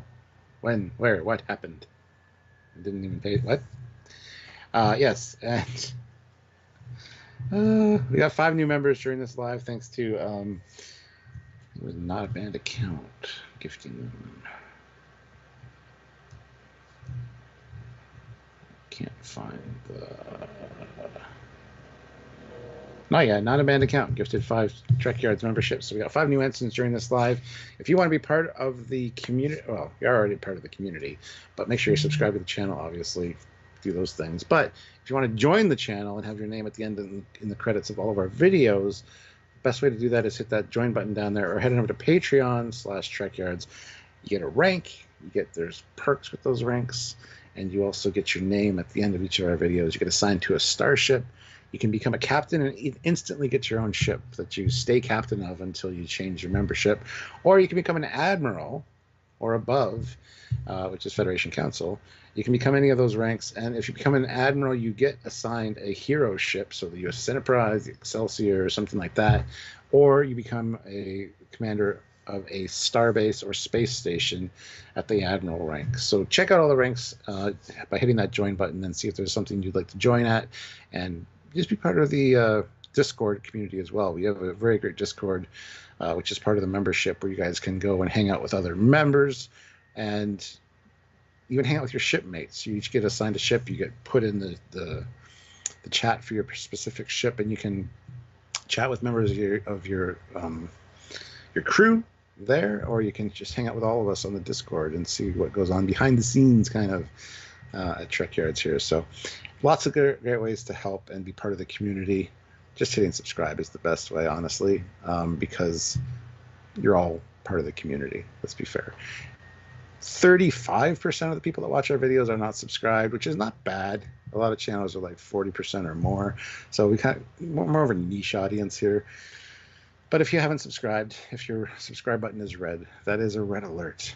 That means you have to hit that subscribe button and deactivate that red alert so that it's not red anymore. Make sure you're subscribed and click the notification bell icon to all as well, so you don't miss any of the uploads we do, whether they be lives or edited content or drunkyards like this. You don't want to miss any of it. So click notify all button. It doesn't always work because it's YouTube, but anyway.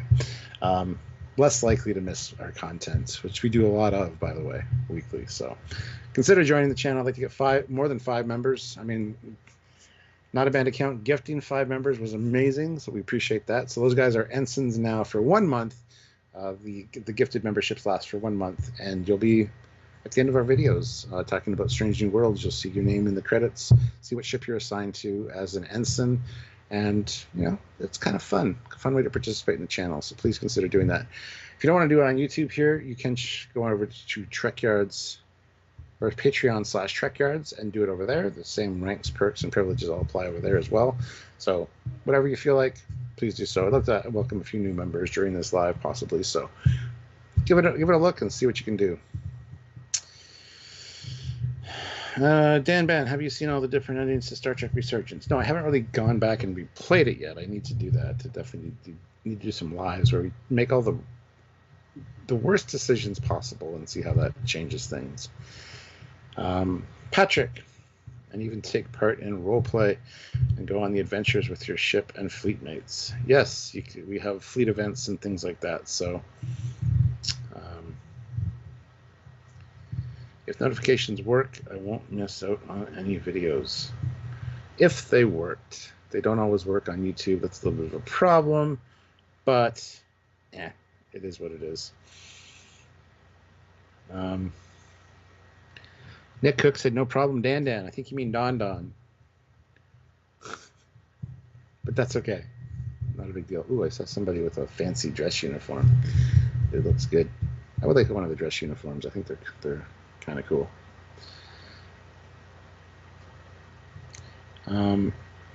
All right. Ooh, 127 likes. Those likes are creeping up, which is awesome. And with this being a Sunday and just kind of being a free flow discussion, I love how people like wander in and then wander out. But it's definitely been a good vibe had by all. See, Neil just got here. Happy birthday, Sam. Thank you, Neil. Carl, oh my, so dapper. Right? Look at that. Look how fancy he looks with a crooked comm badge. Everybody tell him his comm badge is crooked. One of my pet peeves. How old was Samuel in his first Trekyards video? He would have been 21. I think you were 21 when I met you. And we've been doing Trekyards for 9 years now. You just turned 30. It's not difficult math. You were 21.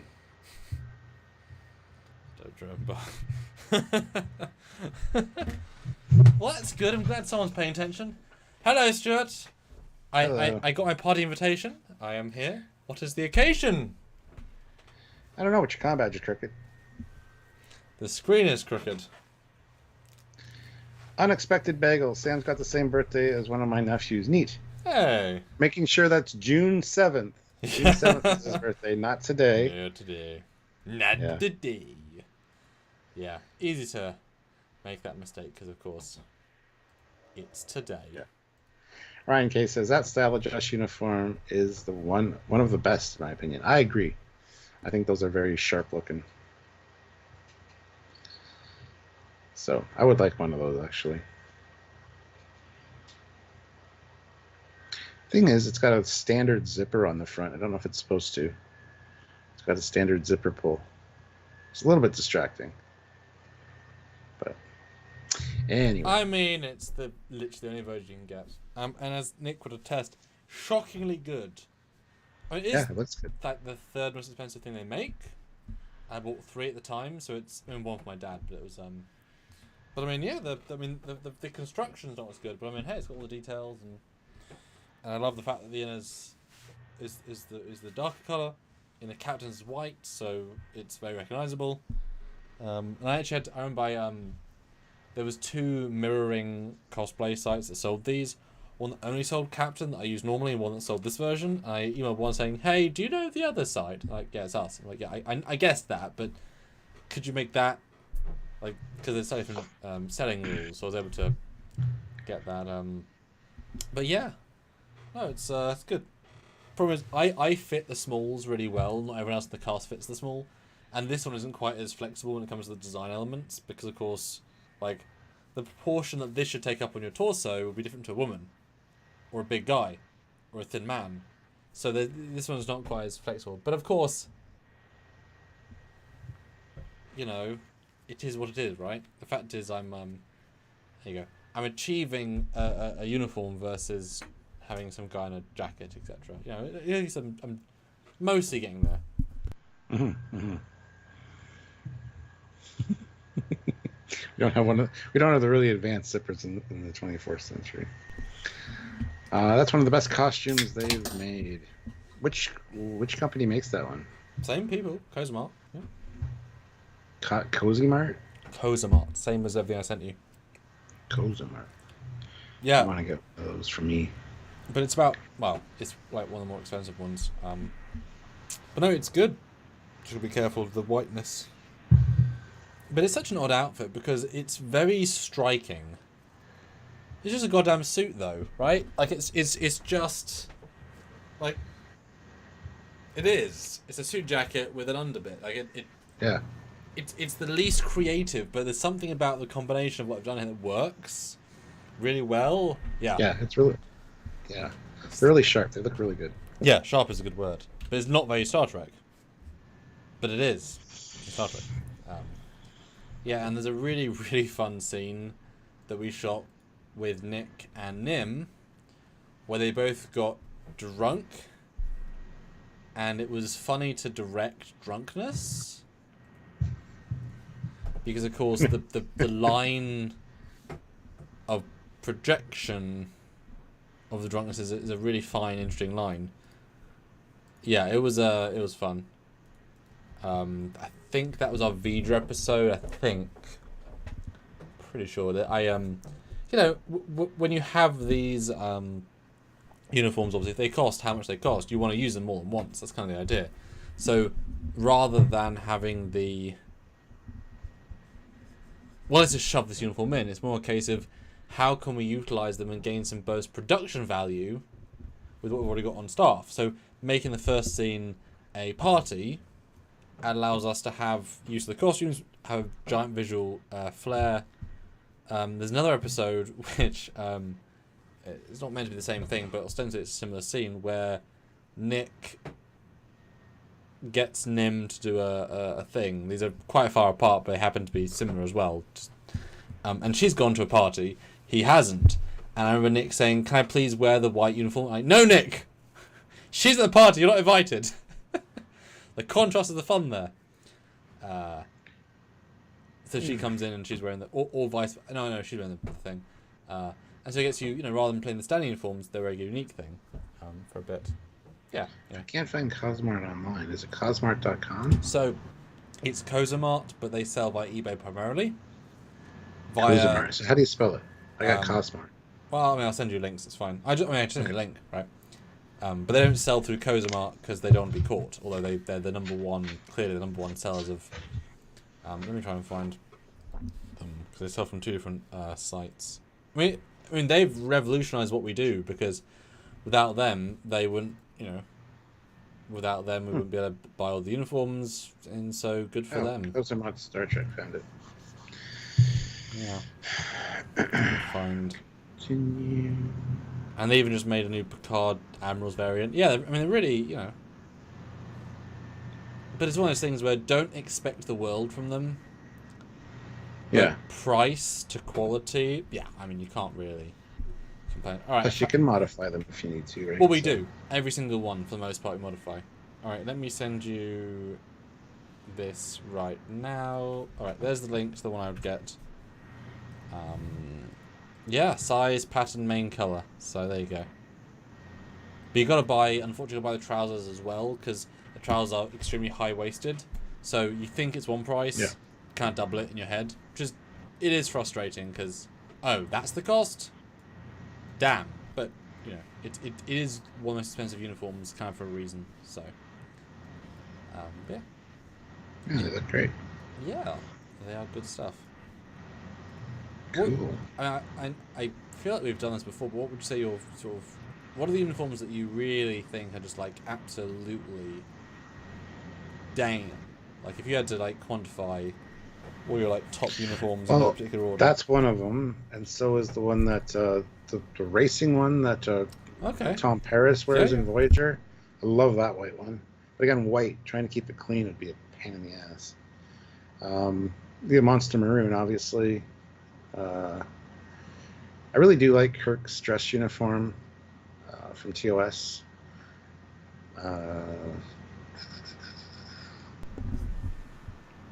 Yeah, there's probably other ones I'm just not thinking of right now, but those are kind of the top ones. Interesting. So, sort of the least colour, the better for you? Because those are all one-note colour. Kirk's wraparound is green, Ratified is red, this is white. Oh, and First Contact style as well. Okay. Which is kind of what I'm wearing here, kind of. Yeah. Yeah. Yeah. I think that's darker. I look better in darker colors than lighter colors, so I don't like the TOS gold really on me. But I think you look great. Oh, thank you. Appreciate that. You're welcome. But it's one of those things that Trek fan filming, Trek cosplaying, you know, if you want to be a captain, that's the colour. Ain't no negotiation. Mm-hmm. You know. But I mean, not everyone suits every outfit, right? That's just the nature of the beast, which is fine. Yeah. I mean, how many outfits did any given actor wear? I get how many like different variations, or. Well, I just mean, like, I've worn TOS, TNG, Voyager, Enterprise, but list could go on. I would assume it would be the TNG crew that wore the most overall. They wore Season 1, Season 3, Voyager, briefly for the movie, those that did. First Contact, dress, done. I wonder which actors wore the most variants of uniform. Because they're all good things, all good things, yeah, Beverly, I mean, she would have worn... Did Beverly wear Voyager for the movie? I have no idea. I don't think she did. I don't think so either. I mean, Ben Sisko, he had his DS9 uniform, his original one. Then he had the First Contact. He also wore the standard one when he was on Earth, the standard TNG style. Yep. Same as a pilot, though, so... Yeah. But he never wore Season 1 TNG. No. Did he wear all good things? No, he didn't. He also wore TOS commands. He did. Yeah. Gold, yeah. So. That's fair. Yeah. That's a good shout. Yeah.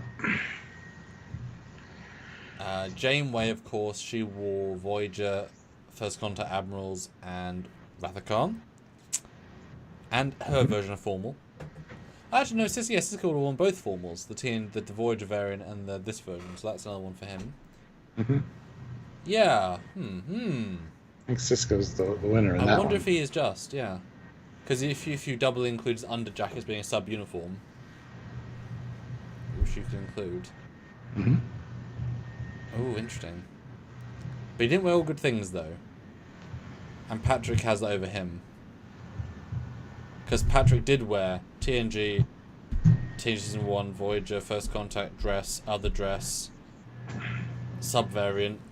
2 sub-variants. He wore the undershirt for the First Contact, and also the... No, it must be Patrick, then. And he wore 2 Picard variants as well. Nah, Picard doesn't count. Okay. I mean the series, not the character. Right. Okay. Because, you look at Voyager, they were very static. It's kind of the point, but they didn't change much. Enterprise, God, Enterprise, 1 uniform. Yeah, I would have loved to see Picard in a TOS uniform. Yeah. I'm still, looking... Well, he also wore the Monster Maroon. He did, yeah. Or at least that variant. Yes. Yes. Yeah, no, absolutely. That's a good shout. Ooh. And he wore toupee once. There you go, another variant. Oh, good God, yeah. With a futuristic Band-Aid on his head. Yeah, oh yeah, mega future. Because he wore a jacket smock, right, for the All Good Things variant, so he never... Yeah, it must be Patrick. Yeah, maybe. Interesting. Ryan K says, don't know why, but I feel the Rathakan style uniform would suit you best, Cap. Has certain strength. It's just extremely expensive. I mean, I got the bomber jacket now. I got the vest. The vest and the turtleneck. Turtleneck's a little high, though. I wish I had one of the later ones that were not as high. I have a longer neck anyway. Yeah, I know you do. Yes. Yeah. Interesting. Back to birthday. Do you want to see the presents I got? Sure. So I can get him from another room. Cool. We'll go on a birthday. We'll pretend like we were at his birthday. I get to see what he opens. That'd be fun. 129 likes. We're one away from 130. I'm still pushing for that 150 though. So if we can get 21 more likes, that'd be awesome. If you're just joining us, hit that like button if you haven't done so already. And if you haven't done so already, why have you not done so already? I'm interested to know. Oh, that's a heavy bag he said on that desk. It went thunk. I don't know if he knows his mic is still on and not muted, but anyway. Cool. That's the vodka. Don't be in the vodka. The vodka? Vodka. Alright, so now I'll show the birthday party ones first. This is again I was given this as a birthday thing by Nick and the guys. I put everything in one collection. Like I said, everyone got me presents and I was very, very humbled by that. Marcus apologised, he only got me a giant chocolate set, which is very nice. But it's still very nice. Everyone's wrapped. And it's funny because Nick went to London to meet his family members and he was late getting to my house. He was out off schedule. I know. Turns out he went to a sci-fi store in London, that is why. But boss didn't tell me he's going there. I wonder why. So, you know. So he sort of raided the stores for what was in there. So he got me a Prodigy, a Lower Deck shirt. You can see it's What's it say on it? Mariner. Focus in, Mr. Camera. Yeah, it's not gonna focus. She says, "Oh goodness, that's quite small." I'm good at exploring strange new worlds, solving space mysteries, and kicking ass. Mariner shirt in small. It was great. So I got a Prodigy shirt from there earlier in the year. Another shirt, a TOS Kirk's face. Yeah. Which says... It focused for 1 second and then it went out of focus again. Beam me up, Scotty. Although, odd skin tone for him. It's kind of bold pink, really. Yeah. But that was fun. Yeah, so I've been planning, exactly. And then I just kind of found stuff. I got some TOS playing cards. It's funny, obviously, because I judged the rendering. It's like, those bastards are wrong. Yeah, looks good, though. I feel it's a miniature. Not really, but I feel it's based on a miniature for, like, one of the Polar Lights kits. I think that's the miniature they show on their box. They used it, but it's not. It does look like it, yeah. Yeah, thank you. So that's... It is. It's the exact same. See? I got the I know. big Polar Lights one right there. It's the exact same. See? I know what I'm saying. Haha! Then I also got... And I mean, anything's nice, right? Got some... a coaster. Discovery coaster. Which goes our Trekyards ones. But ironically, I can't use our Trekyards ones, otherwise they'll die. So... Yes, they're left unused. There you go. Discovery coaster. Yeah, I've got two that I don't use. I do use some of them. But look, those are our Trekyards one, guys. I have hairpins. Very important hairpins. That I guess went in there from filming. That's good to know. I don't know where they went. Randomness. Oh yeah. I got Captain Spock for some reason. Nice. I mean, Nick just found random crap and I love it. I absolutely love it. Yeah, I mean, of all the people, that's a great variant to get, and I've not really looked at this since. Yeah, that's a good I did a review on those. I got those. I got Kirk, Spock, and Khan. It's good. That's good. Yeah. Oh, licensing. I always like that the boys, they sold the full likeness rights years ago, so that is actually them. Yeah. And then you get that motherfucker. Who is that? That's not Patrick Stewart. It just isn't. It's close, but it isn't. And that's the official guy on all goddamn promotional material. And all the hell's up with Data? It's like painted Data. Riker's pretty good, but not real. But Data's weird. And they sell their likenesses as part of the initial contracts. They're perfect. Cool. Bit of Spock. And then Emma was very cool. I mean, like I said, I wasn't expecting anything. She got me a custom printed L-cards for my wall. Oh, that's awesome. Yeah, that was lovely. In little custom paper and stuff. You can put it on your office door. Yeah. How nice is that? That's really sweet. Simple as, Yeah, but that's great. it's really nice. Now Spock says there's a reason. Spock says no. Nick says the reason for Spock. What's the reason for Spock then, Nick? Tell me. I don't know. Then This is the only one they had left. yeah, that'd be a good reason. Oh, that's the card holder. Then you also got me this very famous poster. The Riker maneuver. Yeah. And all the steps. Yes. Yes. Which is... Although no eyes, how creepy. Riker is either one take Frake or no eyes Riker. Crazy. That's cool. Good rendering of Riker. Vija. Oh yeah. Okay. Now I get it. Yes, Nick showing off Mr. I meet Spock. Yeah, Nick meets Spock in the film. And then 2 cards. And this, which has nothing else. Oh, another coaster, I think. Maybe. Is that a coaster? Yes, another Discovery coaster. So yeah, lovely little goodie bag, very nice, and I think Nick filmed that as well, which I guess I haven't got on my phone, so I've got a video of me. So that was all very, very nice. Yeah, unexpected. Like, you know, you hope for presents, but you know, everyone's travelling, so yeah, okay, makes more sense now. So that was that, and then for everyone else, I got my. This is like several days worth of presents wise. Oh, can I hear you? Yeah. Bethany, who is Marie's sister. I got Resident Evil 1 in 4K.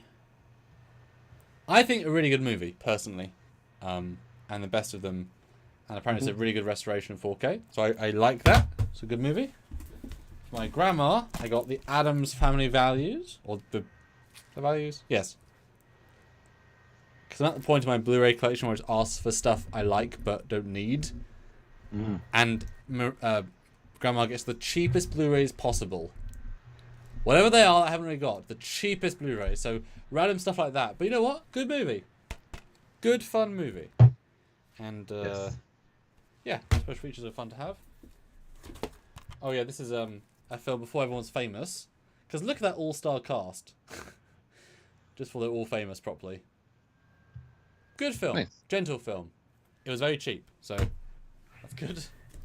I only have ever seen this once when I was like 10. I know it's a good film. I don't remember enough of it to know why. I want to watch this again. But good cast. Very good cast. And a lot of special features as well. So good amount of special features. So yeah, to my Blu-ray collection. And then Mum, I asked for some stuff and she did not get me any of it. So instead she continued the Doctor Who collection. She was going to get me each season of Doctor Who, because I didn't have any of them, because, So she's got all of them up to this one. This is the first of the new set. Nice. Just because, you know, it's good to have. This one I've been trying to get for years, and they finally, I guess, made a new batch of them.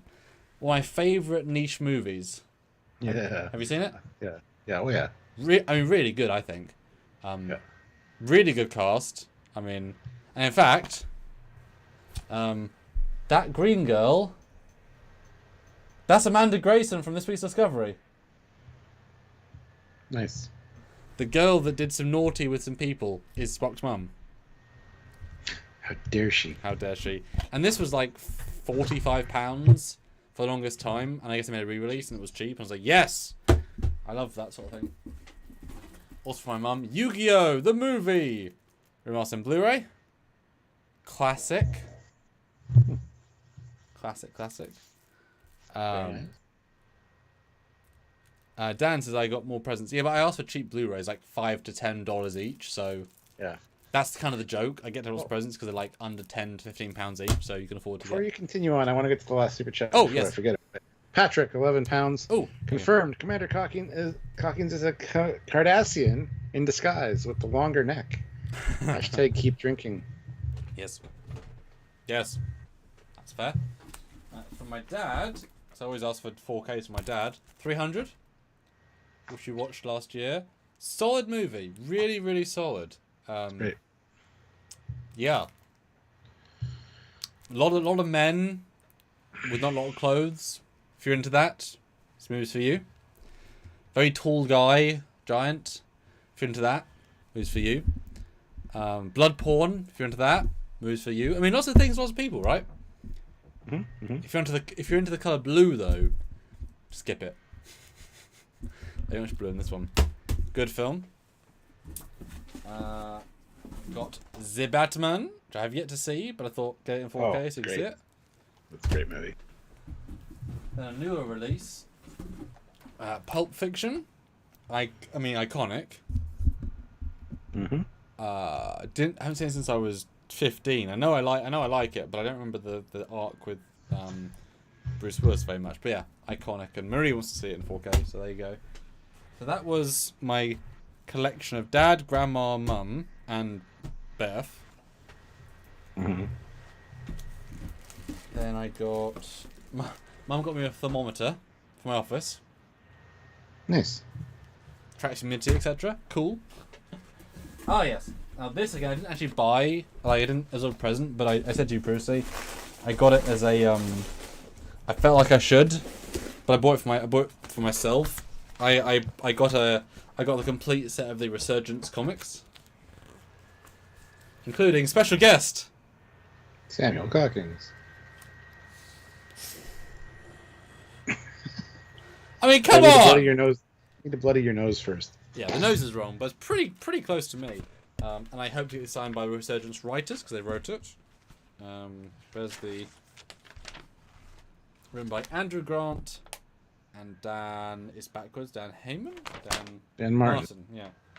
Which we interviewed those guys. That's what I mean. I bought them during that recording, pretty much. Yeah. I searched for them. Yeah, so that was I just happened to have it. Wait. I mean, if it's that close to your birthday, you might as well wait to open stuff, right? That's kind of my logic. So I bought the entire collection. Want to get those all signed by the team.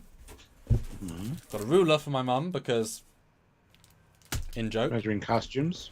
Sure, in joke. Got some cards, and this is the thing. This is what I bought myself.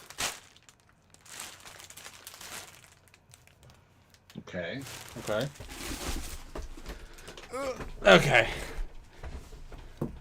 Thank you, Hypno. So, what I did is, and I bought one of these sober, one of them drunk. Literally with you guys, like right after.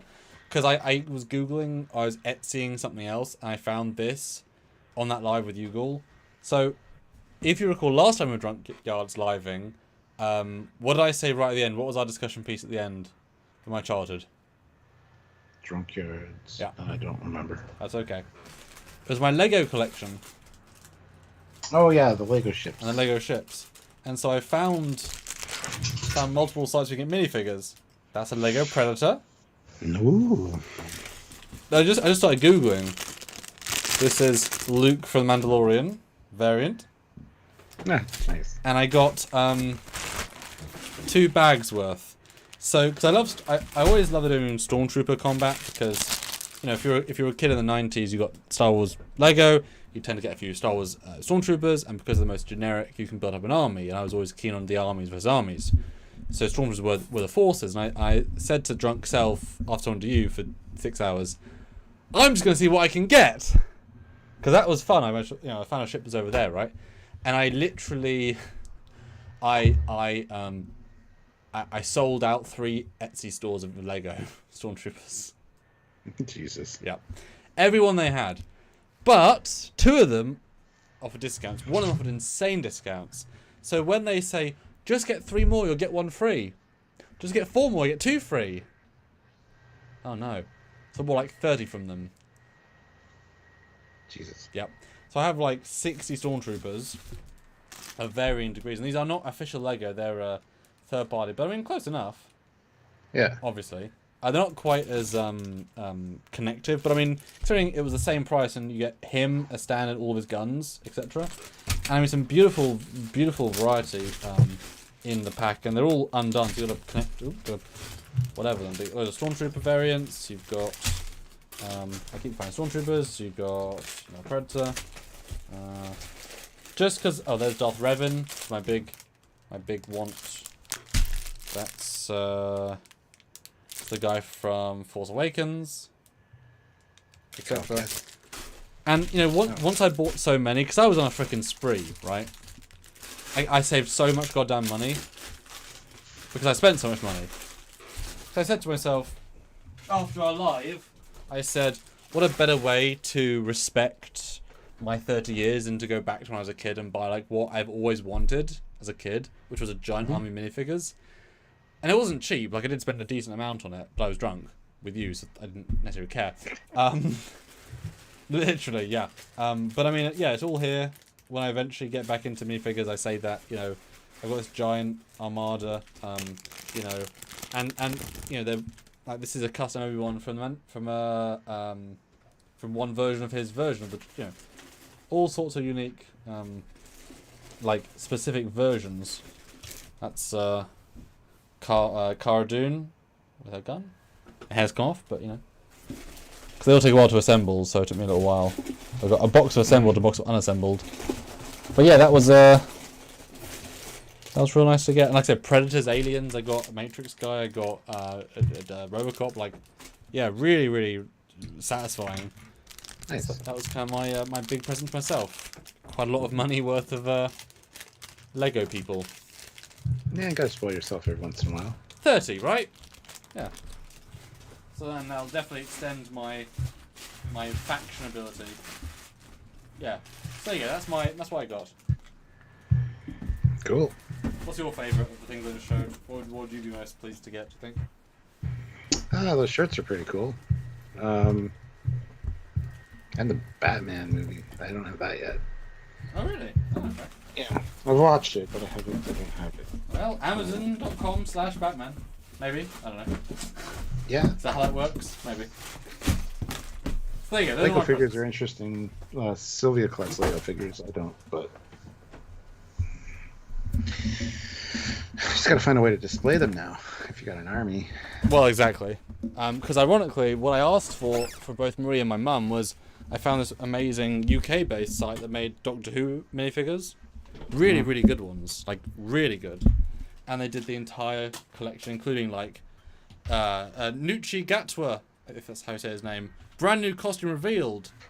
Minifigure! It's like, that hasn't come out yet. Like, like it was that new, right? But each one was, like, £13, like, so 20 Canadian per figure. And, of course, you got all 14 Doctors. Yeah.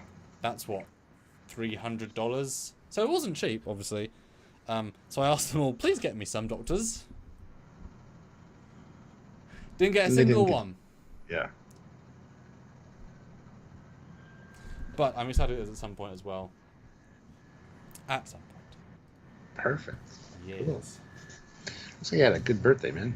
Yeah, well, I had 3 different days, 3 different sets of openings. It was nice. I mean, half of it was for myself, but I love the Blu-ray collection, because for me, like we talked about last time, having that physical collection, that shelf of Blu-rays, is worth something. The fact that I can now watch special features that no one else can watch without the, you know, so it's a distinct value to me that I appreciate. So, and it's nice because I remember when I was younger, my dad always said, you know, we don't want to buy Auntie Lisa, we'll just get her chocolate. And for me, that never felt like a good present. Like, it's tasty, but we can all buy chocolate any time. Blu-rays, for me, they're cheap, they're cheerful, they're easy. But because I'm a film person, they have an extra oomph factor that they are still as cheap as chocolates, conceptually. But they mean something more. They're more film like a real present. So I'd rather have a £6 Blu-ray than a £6 chocolate, etc. Personally. So, that's why I like them. So yeah. Yeah. That's awesome. Thank you. And you got a giant green screen. I did, and a few other things, but they're all like scattered throughout the house now, so I can't even show off what I got. I didn't even show them off in the birthday stream. That's okay. I kind of said you should, but you know, you don't like mess. Not really.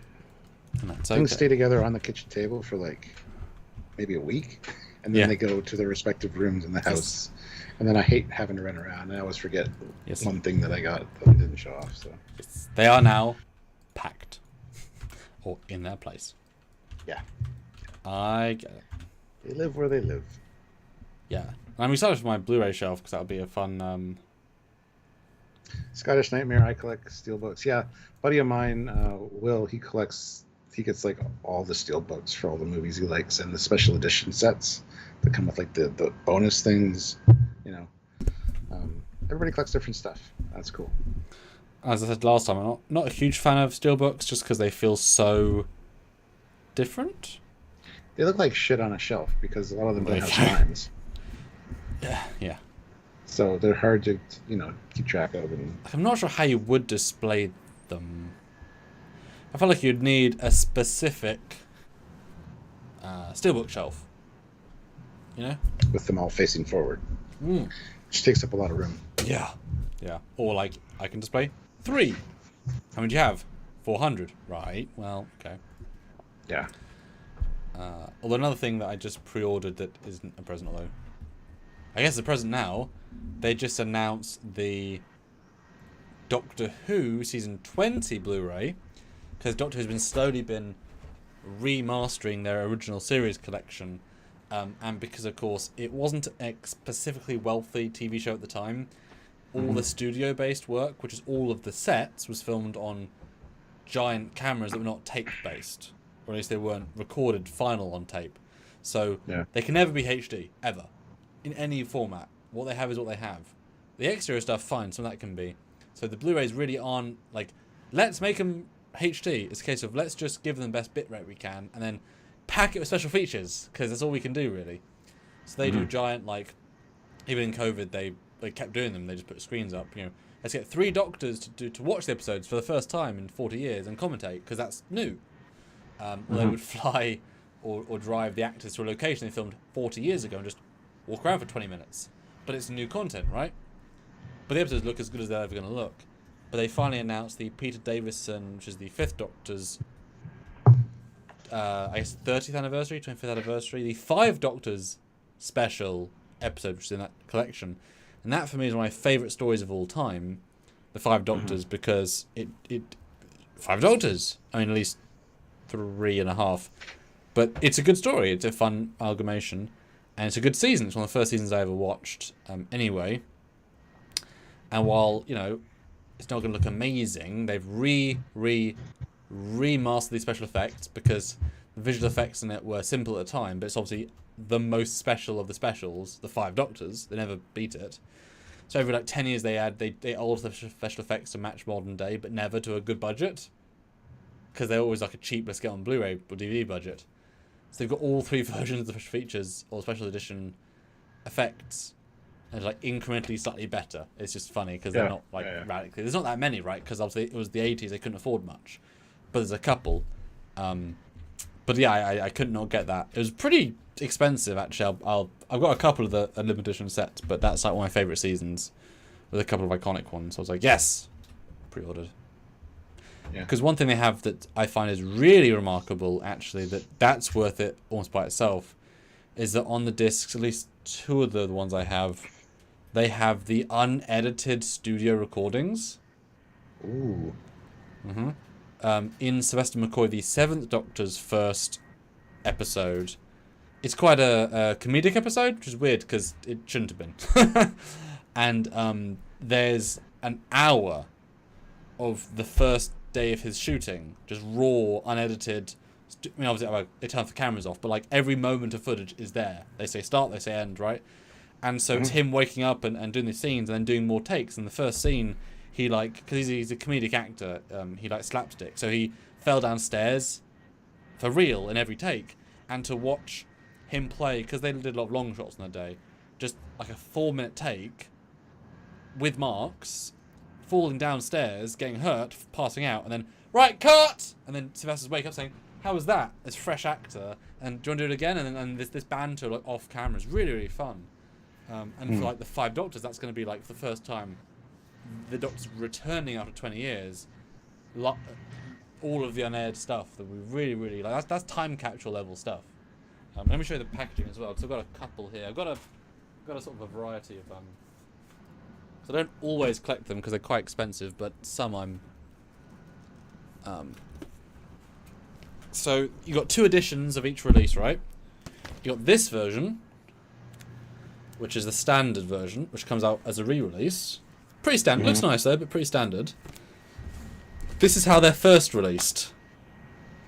Jeez. Special edition boxes.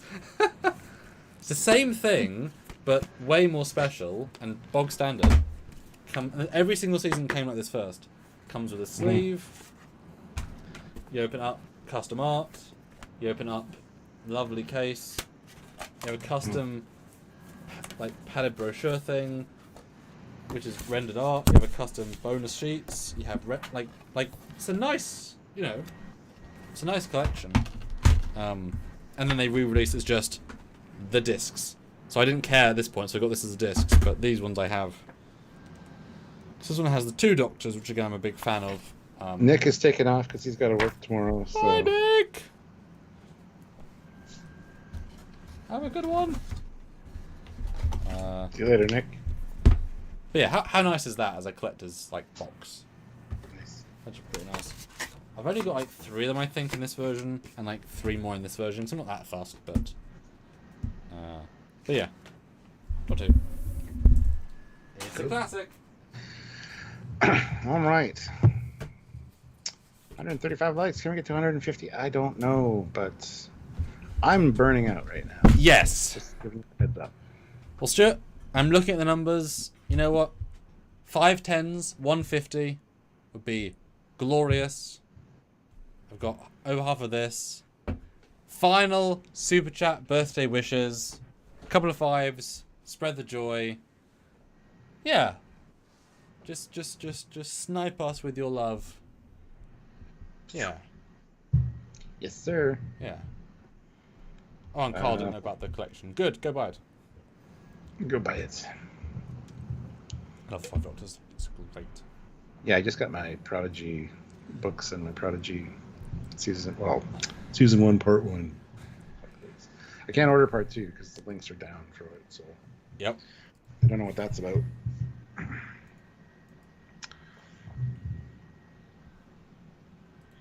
Yeah, yeah.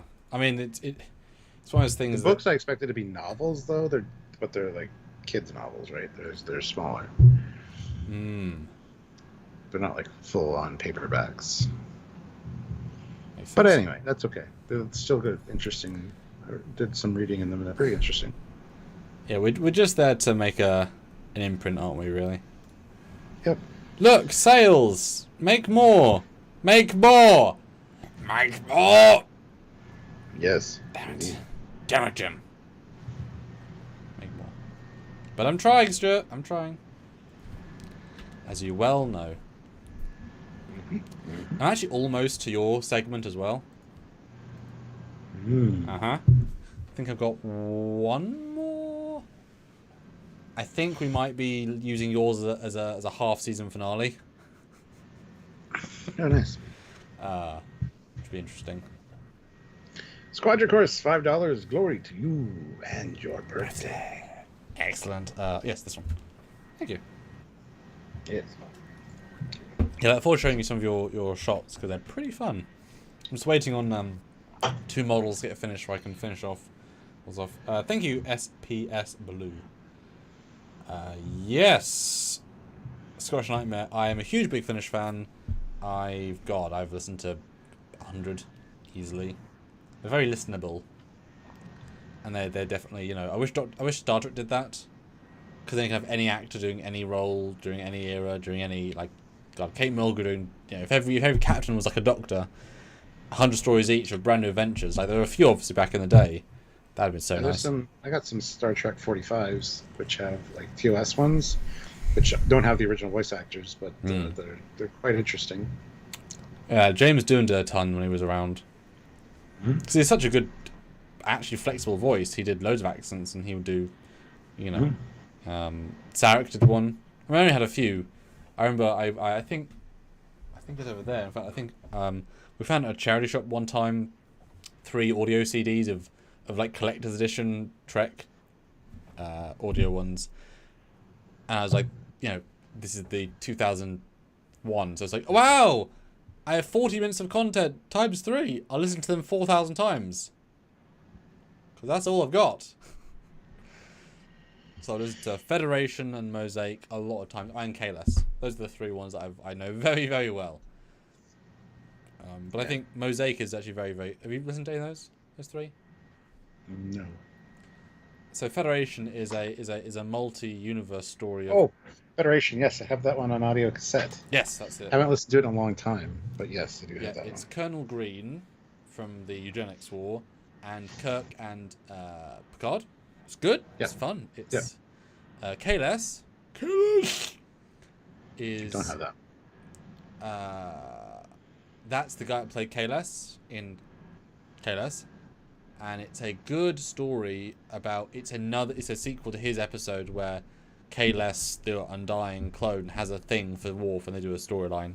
But you hear a lot about. It's a lot of time is them going to Klingon colonies, and Worf has to like exist in that world. So you hear lots of Klingon stories and Klingon traditions, and it's fun. It's good. It's an interesting tale. And the other one is Mosaic, which is a really interesting Janeway story. It takes place during season 1, I believe. So the Kazon are still the threat, but it tells about Janeway's first love before the fiance. Before Mark. Before Mark. Fiance. Yes, before Mark, which in itself didn't obviously go anywhere, but before Mark. And it's actually really, really sad because it's Lieutenant Janeway, but it starts with her as a kid in like a farmhouse, and some events that like led to her being scientisty, and then she's on a ship with her dad and a husband to be, and it goes really bad, and it's really quite visceral in how it tells those elements. You really feel for her, and then you appreciate. Obviously, it's not canon, but like, you know, just like with the Faster, it's been there for a long time. And then it explains like how many years it took her to appreciate people again, to then get to Mark, to then like, oh, Mark, I love Mark, and then that's what. Yeah. Well, shit. And Scottish Nightmare, yes, they are just novels that are done the audio, but those 45s I was talking about are original stories. That, yeah. Yeah, I mean, full cast audio dramas are a rarity, really rarity. So yeah. Yeah. But yeah. And certainly, yeah, Spock vs. Q is great, and Spock vs. Q too. It's great. Very clever. Very good. But yeah, final super chat. Is Squadron Course going to take the win? Or can we get one more 30? A la 30 years old. And a shot. 30 is a shot, so.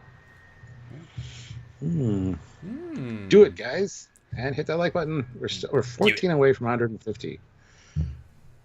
Might be able to get a few in at the end here, but yeah, we're going to be wrapping it up in a few minutes. And this has been fun. It's been a good hangout for sure. Thank you, Danny. Happy Janie. birthday, man. You kicked some butt there. And yes. Oh, Danny Janie is a superstar. The superest of the chats. Yes. Amazing. Yeah, no, thank you. I really appreciate the kind words and my birthday wishes. It was over a month ago, but we finally got to this. This is definitely up to expectations. Thank you. We're still currently trying to hopefully organise another Drunkyards this month with Marie, my girlfriend of God, how many? 7 years? Who just finished TOS. Who now has a full costume. Nice. An actual tailored costume. Because the last two we got her in were just like, this fits you. Sure. Haha. This one's actually tailored, so that's exciting. And hey, maybe she'll jump into that for a super chat. Hey, who's to say? But yeah, Marie's a lovely lady, and she's very fun when drunk, so that'll be fun. So hopefully that'll be at the end of the month-ish. Hopefully, maybe. So tune for that. I did obviously joke, to have Sylvia and her on by themselves and just see what happens, because that'd be so awkward for her, Marie. And that'd be hilarious. It's kind of mean. So. Yes, it is. Squadron Course, $2. Happy birthday, Snipe. Sniping your own last super chat slot, but appreciate it. Thank you. Yeah, in my version, the thing has a modified quantum launcher at the front. That's a fun shot. It does some mean things, I love being vague. Those pew-pews, man. Those pew-pews. Pew-pews. Well, thank you, Stuart. It's been good to see you. Nice to see you too. We'll see you during the week. Trekyards, of course. And last episode before Lodex episode. Yeah, those old scientists is after this next one. Very exciting. And I had 4 costume changes. Yeah.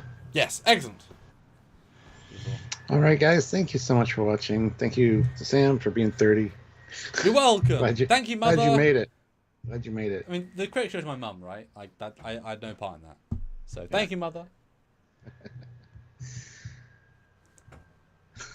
Anyway, until next time, he's Commander Cockings. He is Captain Foley. See you guys later. Bye, guys. Bye, everybody.